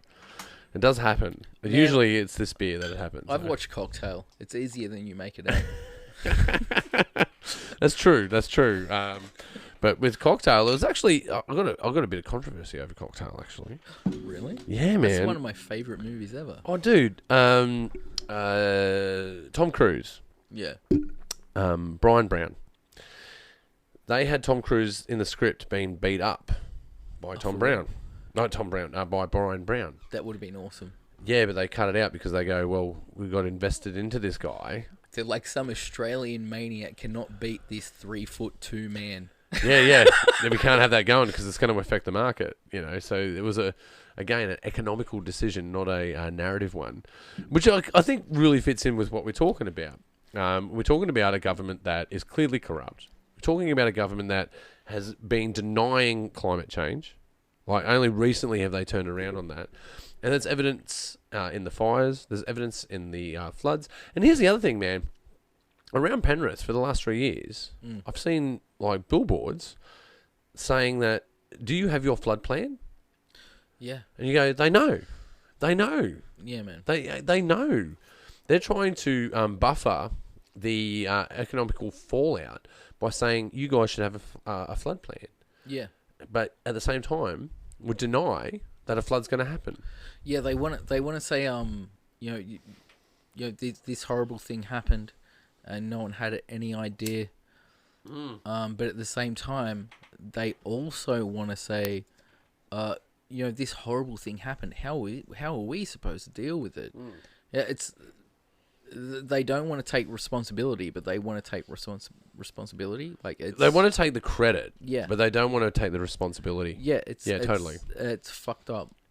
But it is beyond fucked up. But I'll tell you that it's something that's really cool. Actually, they've done that with the economy, man. Like, do you see them just this week? So, like, no, $1 a week extra will tank the economy. And, like, why was inflation? No, but Scott, the economy's going really well. The economy's going really well. What? So how can you have one on one hand and one on the other? True, silly me. No, it's crazy. We can't afford it. Is that what they say? Like, we can't afford it. When they say that, like, an increased minimum wage will tank the economy, you know, because of inflation, why has inflation been happening with stagnant wages then? What caused that? Oh, it's outside pressures, don't you know? Yeah. It's the war in the Ukraine. Oh, the fucking Ukraine shit, man. You know what? It was tanking well before then. I'm actually surprised that they haven't tried to pedal that out harder than they have. It's a risky thing because then you have politically, it's totally risky because then you would have the Ukrainian president, talking in Parliament about help that they need, and we sent them Bushmasters. We've sent them anti-armor weapons. We should have sent them those essentially French rockets. subs, man, that we've totally got somewhere. Oh, you're talking about good economical management where you spend $5.5 billion and have nothing to show for it. Is that where we're going? $5.5 billion to tear up a contract, man. What the fuck? Oh, dude, it just makes logical sense to me. You like, can't what? afford a $1 raise an hour for, like, not everyone, just minimum wage. Well, at least out of that $5.5 billion go, all right, we didn't want the 9 subs. Give me 2 subs. Right, so we'll spend $15 billion, $20 billion. Just give me a meatball sub. Yeah, we'll call it even. Yeah, give me 2 subs, and we got this AUKUS deal. We'll go do the AUKUS deal, but at least we get 2 subs in the interim. What I think they actually do plan to do, and this is where it gets, I think it gets scary, is that they talk about the AUKUS deal with submarines that are fueled by weapon grade plutonium. Let me put that into perspective for you. There's certain types of submarine designs. Right, and there's only 3 submarine designs in the world that work off weapon grade plutonium, and they're owned by the Russians, they're owned by the Brits, and they're owned by the Americans. All the rest of the world, such as the French, they already had an original nuclear sub design for us, and we asked for it to be diesel. We asked for them to change their design. They would work off standard uranium material, right? So you have uranium-235. And weren't the diesel? Didn't it turn out that the diesel subs were more stealthy? Oh, I'm not. Yes, in a sense, perhaps, but the idea with nuclear subs is like they don't have to resurface as often. They can actually stay under. They can stay submerged for a significant longer amount of time. Liberal policy. Yeah. That's a good way to look at it. Yeah. But there's 2 grades of uranium. Most of the uranium that is used around the world for power generation is standard yellow cake that they take out of the earth, and then they just extract uranium, and it's at 2% purity. Weapons grade plutonium is 20% purity. So to make weapons grade plutonium, it has to go through a further process. It's what Iran is trying to do. They're trying to enrich uranium. Yeah. And it's called enriched uranium-235. They're trying to embiggen the uranium. Yeah, it makes it more... It's actually... The irony is that this is a technology that came from the 50s, right? Yeah. And then they learned that we don't need to use high-grade uranium. We can actually do this on a lower-grade uranium and have the same outcome. Right? Yeah. And some of that nuclear industry does exist in Australia. It's very loose. You've got Lucas Heights, where we do medical grade uranium in a small reactor for the use of mostly, I believe, it's medical application. Yeah. For drugs, for anti-cancer drugs and nuclear research. So it's easier to develop a uranium industry, or a radioactive industry based on standard grade uranium. To make weapons grade uranium is a bigger process, obviously, and I find it strange that they have said the phrase that no Australian sub will have nuclear weapons on it. That's what they've said, right? This is something that they've said. We're going to build these submarines, but even though they're weapons grade uranium that's operating them, we're not going to put nuclear weapons on them. They've said this. They've said this specifically, that no Australian sub will contain nuclear weapons. That has to be a lie. I think it is. I think it is stupid. Well, I think the thing that they're not telling us, because that's what they've told us. Yeah. The thing that they're not telling us is, well, these submarines can't be built till 2040 before they're operational. So how do you backfill the gap? So you didn't take the deal with the French to backfill that gap. So then how do you get a submarine that's of weapons grade? Who are you going to hire it off is my point. We're going to hire submarines off our allies to fill the gap. That's the only answer to that question. They're going to give us their... I heard we're gonna rent them off the US. Yeah, so therefore they're a US submarine. So what do the US submarines contain? Nuclear weapons. Freedom. Oh, freedom missiles. They're freedom missiles. I'm just saying that there's something that's awry with that. The way that they've used their language, they're saying that no Australian sub will contain nuclear weapons. That doesn't mean to say that any sub that we rent, because it's a British submarine or a American submarine, would contain nuclear weapons. Because if you think about it from an American strategic point of view, if you're about to go to war with China, you need to align your allies, and you want them to be armed appropriately. Especially at a staging point like Australia. I think a staging point is a great way to put that. Yeah. If we look at what's happening in the Solomon Islands, if we look at what is happening in the Philippines, Wait, where's the Solomon Islands? Is that place that we never sent a politician to? yes, yes, man, it certainly is. They have been very distant from this conversation, and I think it really stemmed from when Dutton, Abbott, Laughing and about water lapping at their filthy doorstep. cunts, man. There was a hot mic moment, absolutely. They did but that, they did say and that. then we didn't send anyone over, and We didn't repair the issue. I don't remember which country's leader it was, which Pacific nation, but there was a guy that was crying. A leader, he's like, "This shit is fucked up, man." He was crying. That's And he right. I was remember crying. that. And then we've Yeah. got these potato. It might have been Bougainville. motherfuckers. It might have been Bougainville. And they're all laughing and making jokes about it, right? And then we don't send anyone over. Like, Labor sent people over to Solomon Islands. Liberals didn't send anyone over to Solomon Islands, and they're like, how did they align with the Chinese for a security deal? How did that happen? Oh, dude! And while it was happening, America sent someone. We didn't send someone. They America sent some of their went chief over. ambassadors. Yeah. Yeah, man. Yeah, absolutely. What the fuck? And like, there's obviously like the reality of it is Solomon Islands is, you know, they're their own nation, man. They're a sovereign nation. We don't get to say who you have a security deal with. If we did, that would be fucking gross. But we could have been more diplomatic. And that, like, if you look at Labour and liberal governments, tell me who's more diplomatic. For all the people to go, fuck Kevin Rudd, I mean, I can talk about that easily. The Gillard government, they set up a meeting with China once a year. That was to do with diplomatic issues and commerce. As soon as the Liberal government came in, that was eroded within 2 years of Abbott, because they met Abbott and go, we don't want this meeting anymore.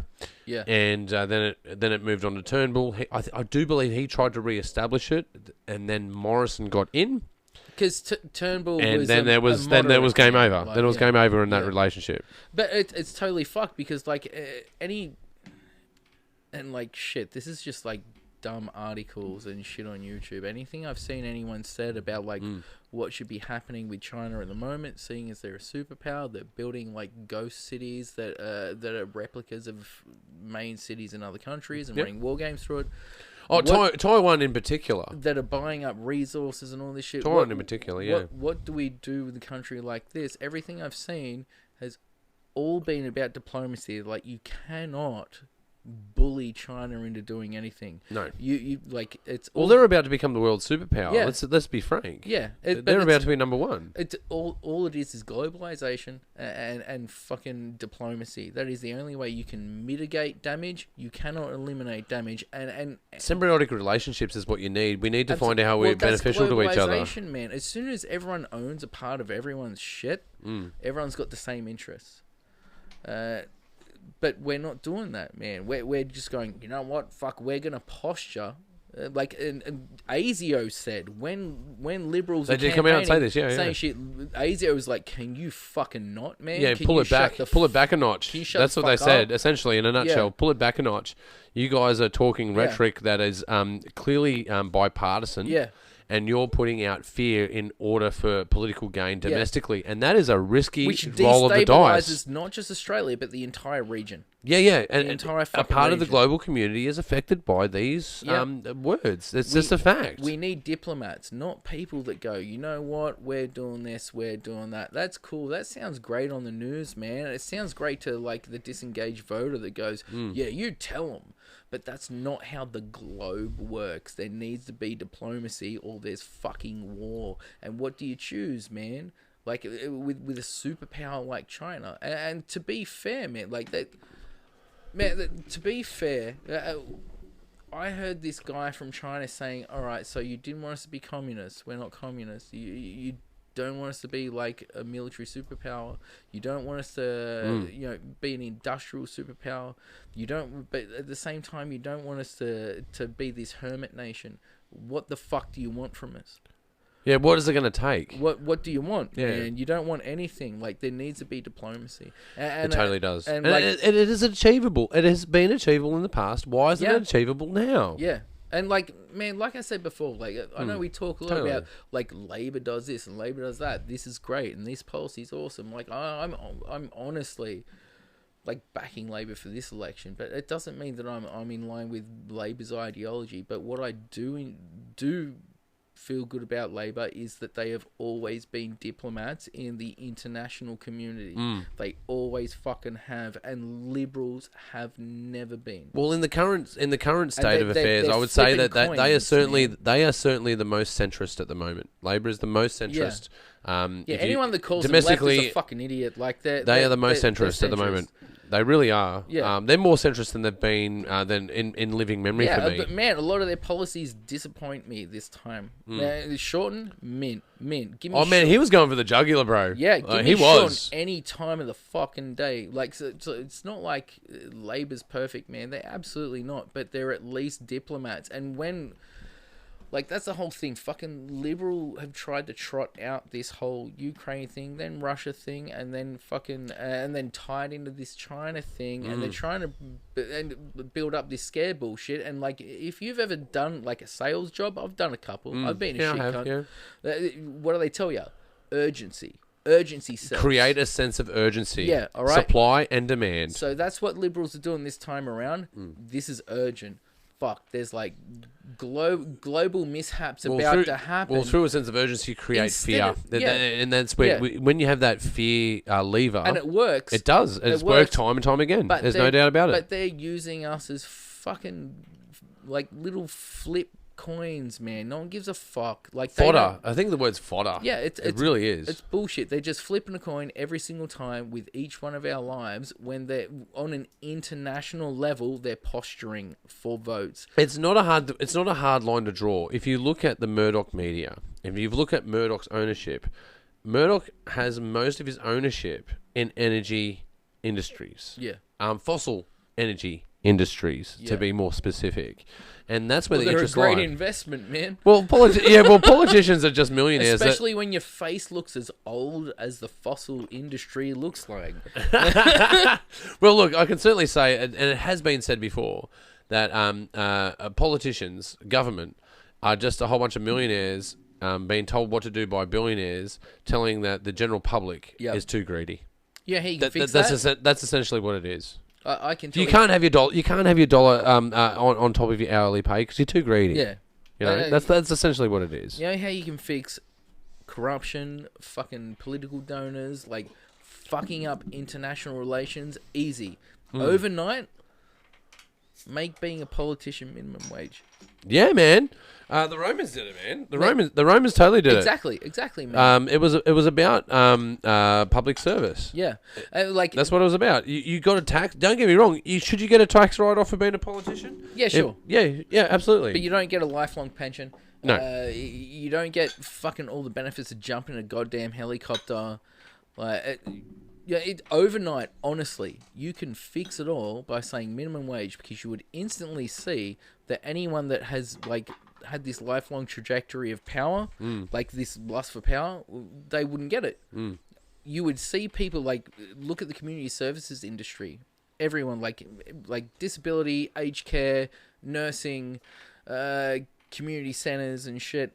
No one that does that job gets paid well. And they continue to do that job. Well, you got no choice. They continue to do that job because they have something to give, and there's something that they get out of it. All right, and they do that on minimum fucking wage. If you just overnight you change politicians' wages to fucking minimum wage, you know how many investment bankers would just drop out and go, I'm not going to be a fucking politician. You know how many young liberals would go with rich parents and go, I'm not being a politician. So many. You would be left with altruistic people. That's it. Instantly, overnight. That's all you have to do. You don't have to change politics. You don't have to change anything. You just have to... all you've got to change is how much these motherfuckers get paid. And you would fix everything overnight. Well, I certainly think we can do better. I certainly think that. But speaking of doing better, I saw a really cool clip today. I just want to pull this up. K-Rud, man. K-Rud, right? K-Rud totally did a smackdown on a Sky News reporter. Look at this, like, fucking potato salad in a suit over here. Oh, I've got no sound on. Where's the sound? Oh, here we go. Well, but he's come unstuck on matters in relation to economics. Is that a concern to you? I think he smashed in the debate the other night. What do you think, folks? I think he did. I think he did. When you've got swinging voters right across Australia and Channel 7 saying that he smashed the debate 50 to 35. That was their poll. Yeah, but, probably more objective than anything you guys would ever run. Did a poll after the leaders' debate, Mr. Ruff. That's true, but what I'm saying is he smashed in the debate the other night. That's because I think the Australian people have worked out who Scott Morrison is, and they don't trust him, they don't believe him, and they certainly don't want him again. So you know Michelle well? You know Michelle? We've met twice before. Right. Okay. Well, thank you for your time. Good to be with you. Thank you, Mr. Ruff. Got cordial at the end there. Man, the longer one of that is fucking hilarious. This Yeah. guy just keeps trying to bait him, and he just keeps going, nah, you be right, mate. Totally. Kevin Rudd is smooth as shit. Oh man, he is, and then that's the shame about this election, man. Is And that he was a diplomat. yeah, man. Well, again though, a guy that can speak Chinese, Yeah. that is certainly at that period of time. Cantonese or Mandarin. Oh man, yeah, yeah, multilingual. Yeah. He certainly can represent Australia in Southeast Asia. There's no doubt about that. Yeah. But he also had that that panache that people wanted a selfie with him. People wanted. He's shrewd, man. Yeah, man. He's like the straight man and the joke man at once. He's awesome. And he's by far he's not my favorite prime minister. No, I think he was a micromanager. But the dude did a great job, man. He did, man. He did a great job, and all this fucking global financial crisis, man. Just hands down. All this hands bullshit with the liberal government right now, it's fucking disgusting that they're playing that down. Fuck them. They were in a recession in 2019 before COVID. No one cared. It came out. It wasn't in fucking mainstream media. We were in a recession before COVID. Oh, we were the only country that was OECD that was actually profiting during that time. Exactly. There's no doubt about that. That is factual. Under Kevin Rudd, we were the first nation to make fucking investments, man. And we were number one. We kept being fucking number one until who got in? So we fell way behind. Yeah. On so many ledges. Man, that we corruption, we've behind. fallen down. Did you see that report the other day? Oh, yeah. Yeah. We are not going well in corruption, man. I think it was also media freedom was down as well. Australia is high in corruption, down in media freedom. And the other day also, they tried to relate us to G7 nations. No, we're in the OECD, motherfucker. Yeah, man, that's how it is. That's it's like some kid walking out in the fucking schoolyard and kicking a toddler in the head going, see?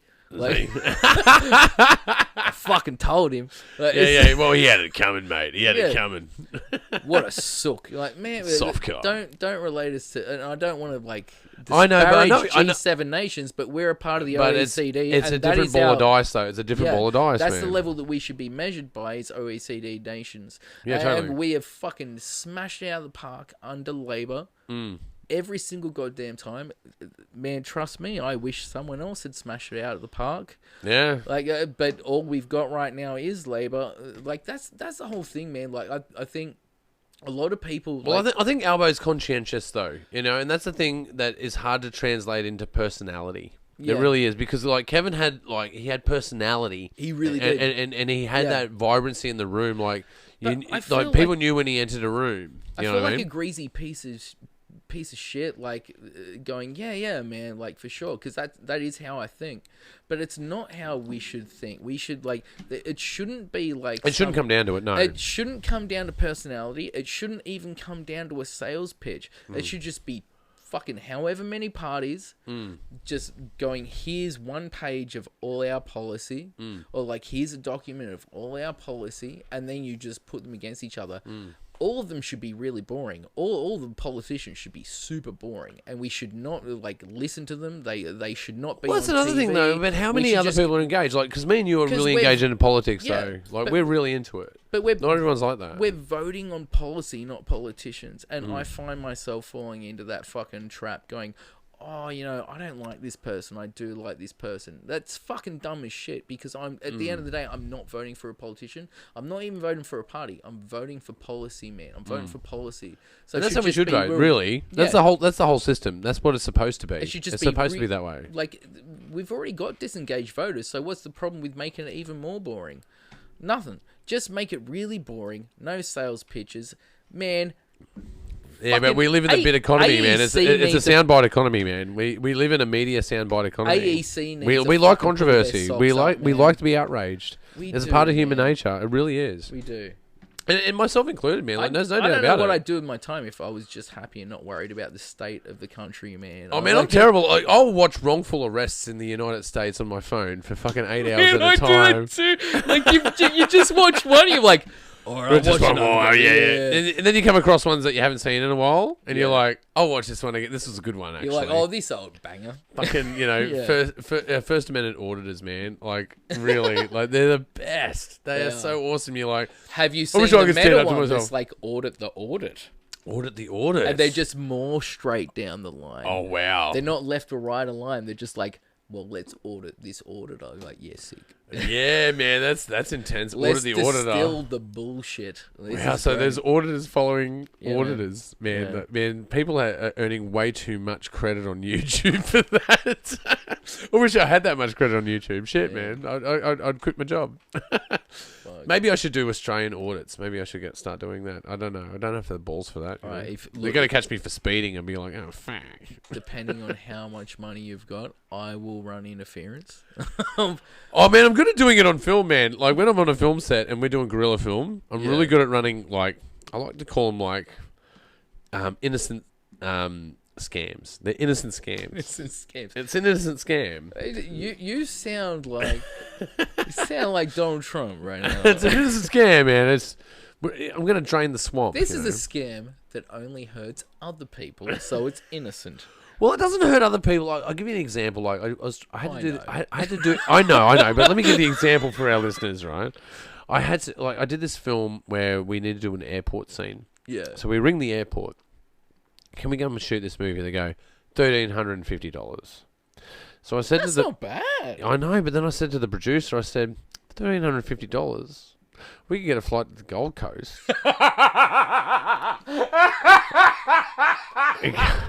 Go and shoot some scenes in the streets there. Whilst then doing guerrilla through the airport, making out we're tourists while we're shooting. I like it. You're like a boomer shooting holes through the loops that Paul Keating started with. It's property. It's film exploitation for sure. It's great. For sure. It's great. Man, break what can be broken. Oh, dude, like airports have like the travelators. Yeah. And I just see that as an opportunity to attract shot. You know what I mean? Fucking what is that horizontal fucking escalator bullshit? It's about speed. But I can tell you, if you get 3 points of contact on a camera and you're on the travelator facing backwards at an actor with a microphone on them, you get a really good shot. I feel like earlier when we looked at like the stages of an empire falling, I reckon like horizontal travelators were probably up there. Probably one. Yeah, for the Romans it was good plumbing. That was the excess one, right? For the Romans it was like you can piss in this thing and it will take the water away. Yeah. No, but they do. We celebrate at the age of empires, right? Past overreach, we celebrate our sportsmen and our chefs. Yeah. And that's where we're at the moment. It's quite scary. We've got our gladiators, man. We've got our gladiators. And like, man, I just look at all your sporting heroes. I don't want to gladiators. I don't want to shit on like any cause that anyone comes up with, because like in any job, I don't know if you've been in a job where like your boss goes, I don't care how it goes. Ooh, I'm gonna lose my battery. Hold that thought. But man, I think for me, the Pagey train is going into a new evolution.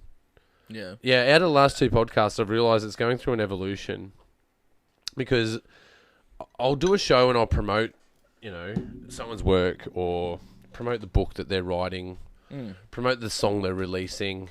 I'll promote. I'll promote the movie that they're working on, whether they're an actor, director, whatever. you do the show for an hour, and you talk about the show, and you might go into political spectrums. You might talk about the world itself in some sort of way. Yeah. It generally goes for an hour and a half. But I think something changed in me, man, as an interviewer. I wanted to unpack further. Yeah. And I found myself organically doing it. Like, it's like looking upon yourself, because doing a podcast is an art. Like, when I got into this, man, I thought that podcasting was going to be easy. It's not a Pollock.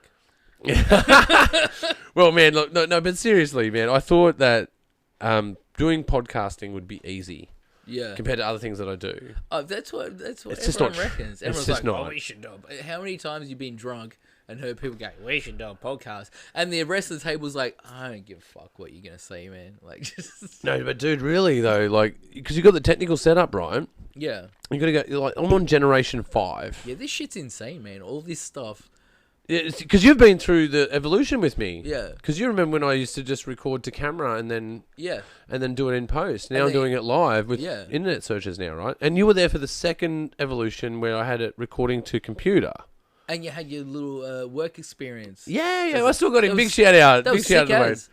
moment. But he's sick at the moment, so he couldn't be here tonight. So I had to do all the I producing remember myself. I remember that he had a gaff, but I don't remember what the gaff, What the gaff was. Like he typed something wrong, we just pissed ourselves for fucking ages. Yeah, man. Well, that's what I mean. I've been through this evolution of the show, and this is the next. The next evolution after this would be like a fully pledged studio, like proper decks, a server room.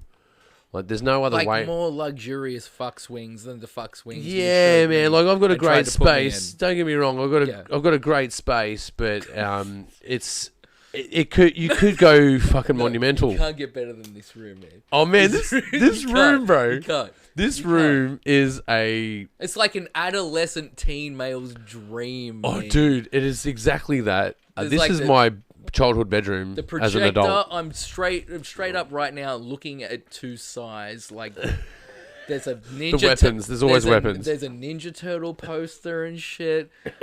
There's a skateboard. There's a bass. Like, this is the archetypal bedroom that you would see in, say, like a late '90s Australian teen focused show. Like, this would be the main character's room. Yeah, totally, man. I think like, just imagine a 15-year-old found $100,000. Straight up. That's what Fucking A. That's what it is. And There is a wrestling belt. but there. it's taken Next me to a a fake lifetime to machine accumulate it. gun. You know what I mean? Like, I don't Yeah. want it to sound ostentatious in any way. Like, it's like everything that's in this space. I've You're worked. like, I'm not Ayn Rand. No, but the thing is, like, the cameras, man. The cameras, right? The cameras earn me money. Like, I go out and I use yeah. them, and I get them to collect, images that I sell, whether it's videography or whatever. The edit suite, man. The edit suite that's behind you, man. Like, I couldn't buy that computer unless it was making money. Like, the computer that runs the Pagey train here, that's my old editor, and it lasted me 8 years. Yeah, shit.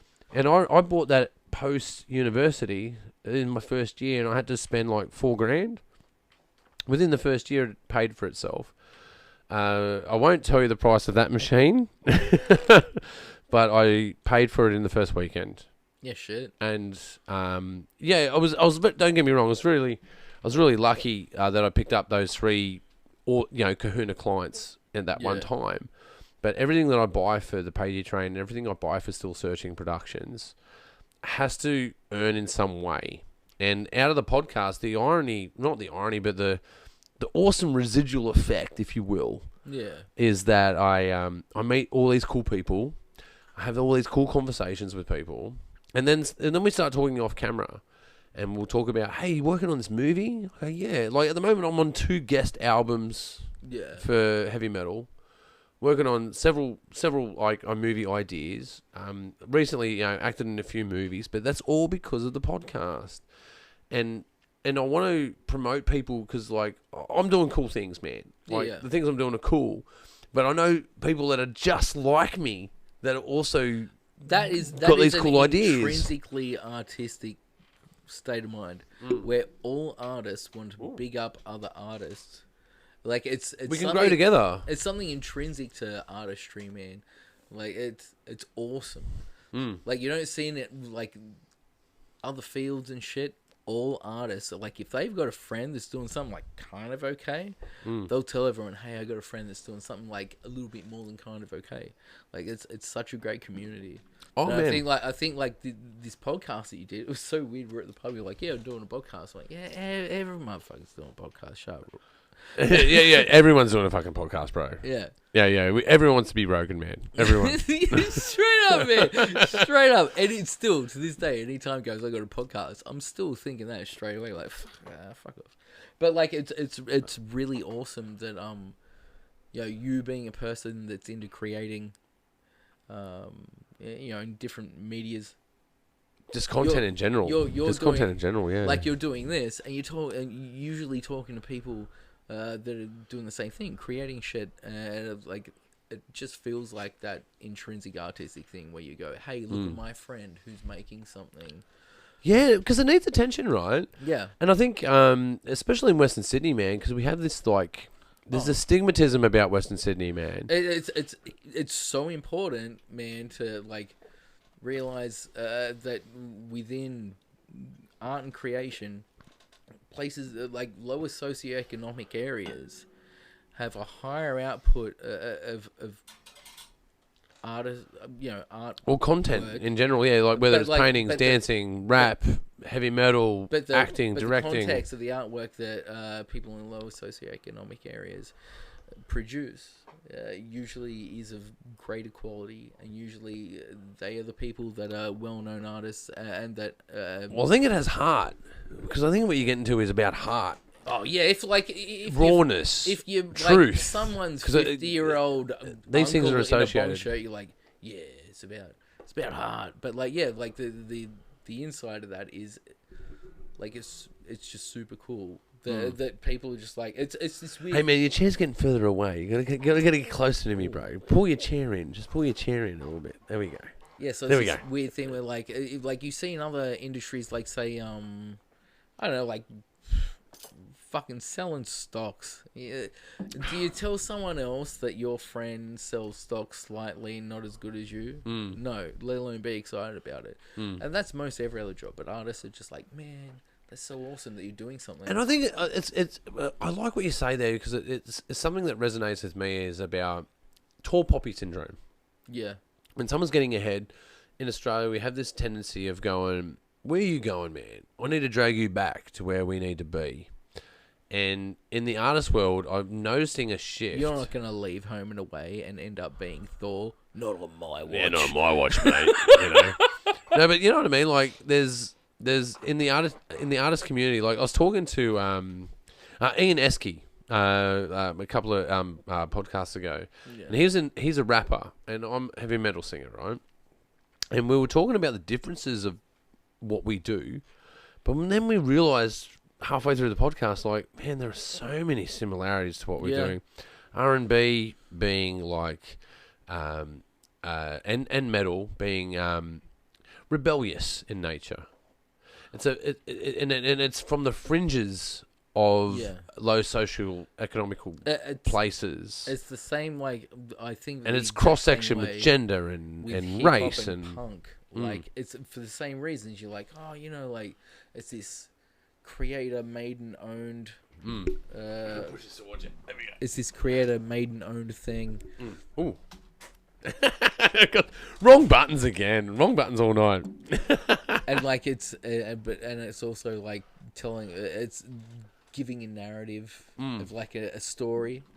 Yeah, a journey. It's about a journey, right? Yeah, so I'm like, punk and hip-hop, exactly the same in that way. Yeah. They're this... Different genre, like, same story. Do it yourself. Just say what you're doing. And it's about accessibility. And that's like, the other thing I find in film, right? There's these accessibilities.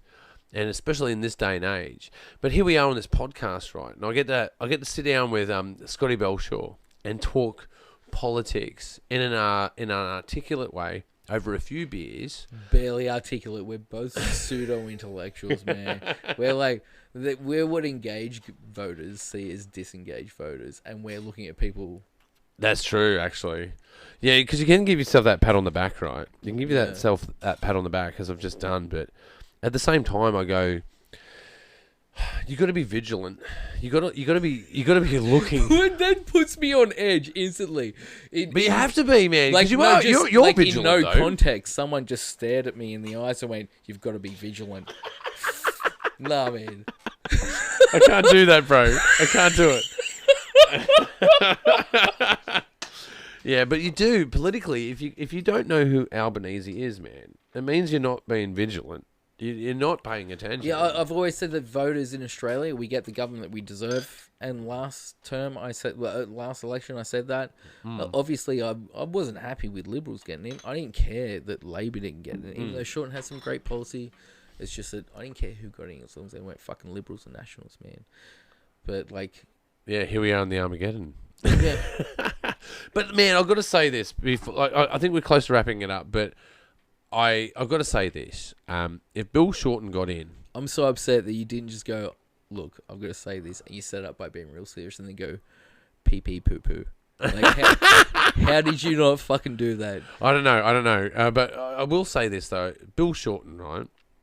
If he got in before the pandemic, Yeah.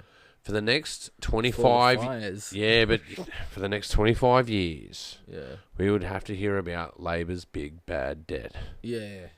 And it was done on a Liberal watch. You know what I mean? Like that's It the doesn't only exist. silver lining that I can see, but it's a silver lining. You know, it's fucking crazy, man. Anyone that I know, I'm not that aren't necessarily staunch Liberals, but it's everyone that's staunch anti-Labor. He's always like, oh, you know, debt and deficit and stuff. But it takes you literally 30 seconds to go into Google, check it out, and it turns out that Liberals have always taxed us higher and always delivered less. That's a fact. Yeah, it's like, man, the highest two taxing governments in Australian history are Liberal governments. It's the current government, which is weird because you go like, oh, was it the Turnbull? And it's the Howard government. Fucking, but and then Howard government as well. Oh man, I got to say, I think Albo definitely put it well on Q&A. There's nothing that says diminishing returns like a Abbott, Turnbull, Yeah, man. Morrison Yeah. government. And I think that's an accurate statement. Straight it really up. is. Labor have spent more and taxed less, and we've not been in fucking debt. Oh, just look. But again, we mentioned it before. Medicare, superannuation. Someone's gonna be able to do it better though. Oh, look. Jesus. I hate voting with a gun to my head. GFC, man. Like, Yeah. it is considered a loss by the Liberals. Yeah. But when you analyse it, it's a win for Australia. GFC Out of the context of it, and they would be very quick to go and say, low wages are wages are pushed down, and Yeah. petrol is high because of Yeah. international economic headwinds. Man, But when you flip the coin, they won't say that. They Yeah. won't say that at all. yeah, of course not. Like it's so crazy that the GFC and fucking COVID were so similar. Like, not for the reasons the Liberals are saying. Like, it was just like fucking GFC and COVID. You and me, anyone we know, is like, oh, COVID wasn't that bad, right? Like, we're okay. And that's largely because of our hospital system being not in like some autocracy that's stealing all our money. We've got tax, man. Like, we're in this system where COVID happened, a whole bunch of us died, but a whole bunch of us fucking didn't. So we just instantly reckon, it was fine, it wasn't that bad. And it's the same thing, man. The GFC, because we succeeded, it doesn't seem like a big thing. Yeah, because the trauma wasn't there. The trauma wasn't there yeah, from the incident. Yeah. How that's so fucked up. The better the job you do, the less people will remember it. But it's the nature of the game, though. It's the nature of the game, unfortunately. Totally, but like that was the GFC, dude. Like, people just like, oh, GFC wasn't a problem. Pull your chair in a bit, bro. GFC wasn't. You got to pull this chair in. You're always getting further away from me. Am I? A little bit closer. A little bit closer. A little bit. Let's get intimate. You can move the mic. You can move the mic. Yeah, so it's just like, There we go. Now you know, like, GFC wasn't that bad. Why? Because, I don't know, we were fine. Same with COVID. So that's the only parallel we can draw between the two. But it's nuts. Yeah. Like GFC, they are still countries dealing existentially, financially, existentially. I think they have existential with problems too. Some of them, really, to be with frank. the GFC, there are just like there are people still living in tents after the bushfires. There are still countries that are reeling from the GFC. So it was huge. Just because we did a great job doesn't mean it wasn't huge. It means that we did a great job. Well, look, I can give you a great example of a good job. Look at the Ukraine. Why are you getting under the table? I'm just here. I'm just here trying to keep my hands occupied. Jesus. No, there's one example I can definitely draw on, and that is the spirit of the Ukrainian people. This is a small country. I don't know shit about what's going on right now. No, but look, I'll just give it to you in plain context of in notion of this idea. You've got the Russian army that's invading your country. Yeah. They, 600 million people, 500 million people? Largest landmass on the globe. Invading your country. Yeah. You're 40 million people. You ask for a volunteer army fighting against a nuclear superpower that has jets, aircraft carriers, But do they have submarines. PlayStation 5? No. Well, who cares? But I guess my point is that out of 40 million people, they raised a volunteer army that is forcing the Russian army to retreat. Yeah. So if you want to talk Even about, if it was just attrition, how impressive that's would impressive. That be? That's impressive. Yeah, but they're surpassing attrition. That gives me hope, because what the real difference is in that war, the Ukrainian army pushing back the Russian army are fighting for their country. Yeah. The Russian army that are arriving in their country are fighting for money. We don't know, man. I really do think that. Because why are you when I deploying? say we don't know, I'm not a person that's going to go, well, what if they're not wrong? I just want to put that out there right now. You can put they got the Nazi party I'm not connotations. playing devil's advocate of it. There's not, because a lot of but things that they say. I think we've not thought about some of the motivations behind Russia's fucking horrible warmonger response. Dude, I got a real spinny one for you. Let me spin you out. Can I spin you out? We'll wrap it up on this crazy conspiracy, right? Because we've been on a journey. Okay. I want you to think about this in a Marvel film, video game context. Okay, you ready? This is a real backhanded way of calling me a nerd or some shit. No, man. This is a way that I'm going to talk about a historical event that sounds super ordinary, and if you put it in a video game movie context, it's fictitious, right? Let's go. You want to jump in? I'm so ready. Let's jump in. Okay. So, Russian army invades Ukraine. In Ukraine is a place called Chernobyl. Chernobyl's history is that it was a reactor that went critical, that had sand dumped over it in order to contain the radiation. People left that town so quickly, they left their clothes on their hooks. Their meals are still there. Right? They left that quickly. That's creepy as, huh? It's creepy as, right? There's in fact awesome. Tour guides that will take you through Chernobyl in the Ukraine to show you these facts. Here's something that's really fucking kooky. I would pay for You ready? You ready? Yeah. Russian army invades. They go to Chernobyl, dig a whole bunch of holes, and on the news they report them as trenches. Right? That's the report. They know that the land is radioactive. A fact. It's a fact that they know it's radioactive. Yeah. But they dig anyway. Strange decision. Once they finish digging there, the Russian army retreats from Chernobyl. So here's my conspiracy theory. This sounds like a This is- H.P. Lovecraft. Fucking, intro. you know it, man. You know where I'm going, right? Chernobyl and there's a hole. Chernobyl. What really happened? Yeah, Is go. it time displacement material that was left there to change the course of history because Hitler eventually won, but what we did was go back and change the past where the Russians won the Second World War, and now we've gone there to recover the machine that was left behind. And the whole facade of diplomacy, the whole facade of the Russian army invading the Ukraine about democracy is a farce. And it's about recovering the alien time displacement technology.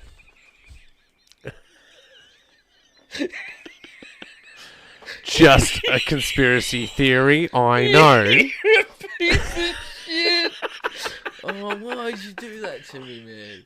But man, does that sound crazy to you? Because these are It does. this yeah, is a man. fictitious idea that I've based off the facts. Like the facts that I don't have Yeah, is the time displacement equipment clearly, yeah. the alien technology clearly. But what is a fact is that they were digging up Chernobyl, Yeah. dug something up, fucked off, retreated. So good. That's such a great story. Like, that's fucking... Let's put that in a computer game. It's clearly alien technology that is changing the history of time. Man, you should read Metro, Metro fucking 2033 or whatever by Dmitry Glukovsky. I know this story actually. So good. I'm just saying it's peculiar. It's peculiar that they dug up shit and then left. Yeah. In the news, you can fact check me, and you will find in the news Yeah, the thing about... that they were digging trenches. Yeah. I do not deny that. that's- I'm just saying it's peculiar that they retreated without a heavy opposition force. that's like- That's the part that I find peculiar. yeah, it's strange. Because we're talking about the Russian fucking army here. And we're not... Oh, so you're doing the rollout again. Yeah, no, I dropped Oh, you dropped the thing. Yeah, yeah. He's dropped the thing. I got the coaster. Alright. This is an opportunity for you to pull your chair in. I'm scooting, man. Keep scooting. Scoot one more. Now I'm stoked. Okay.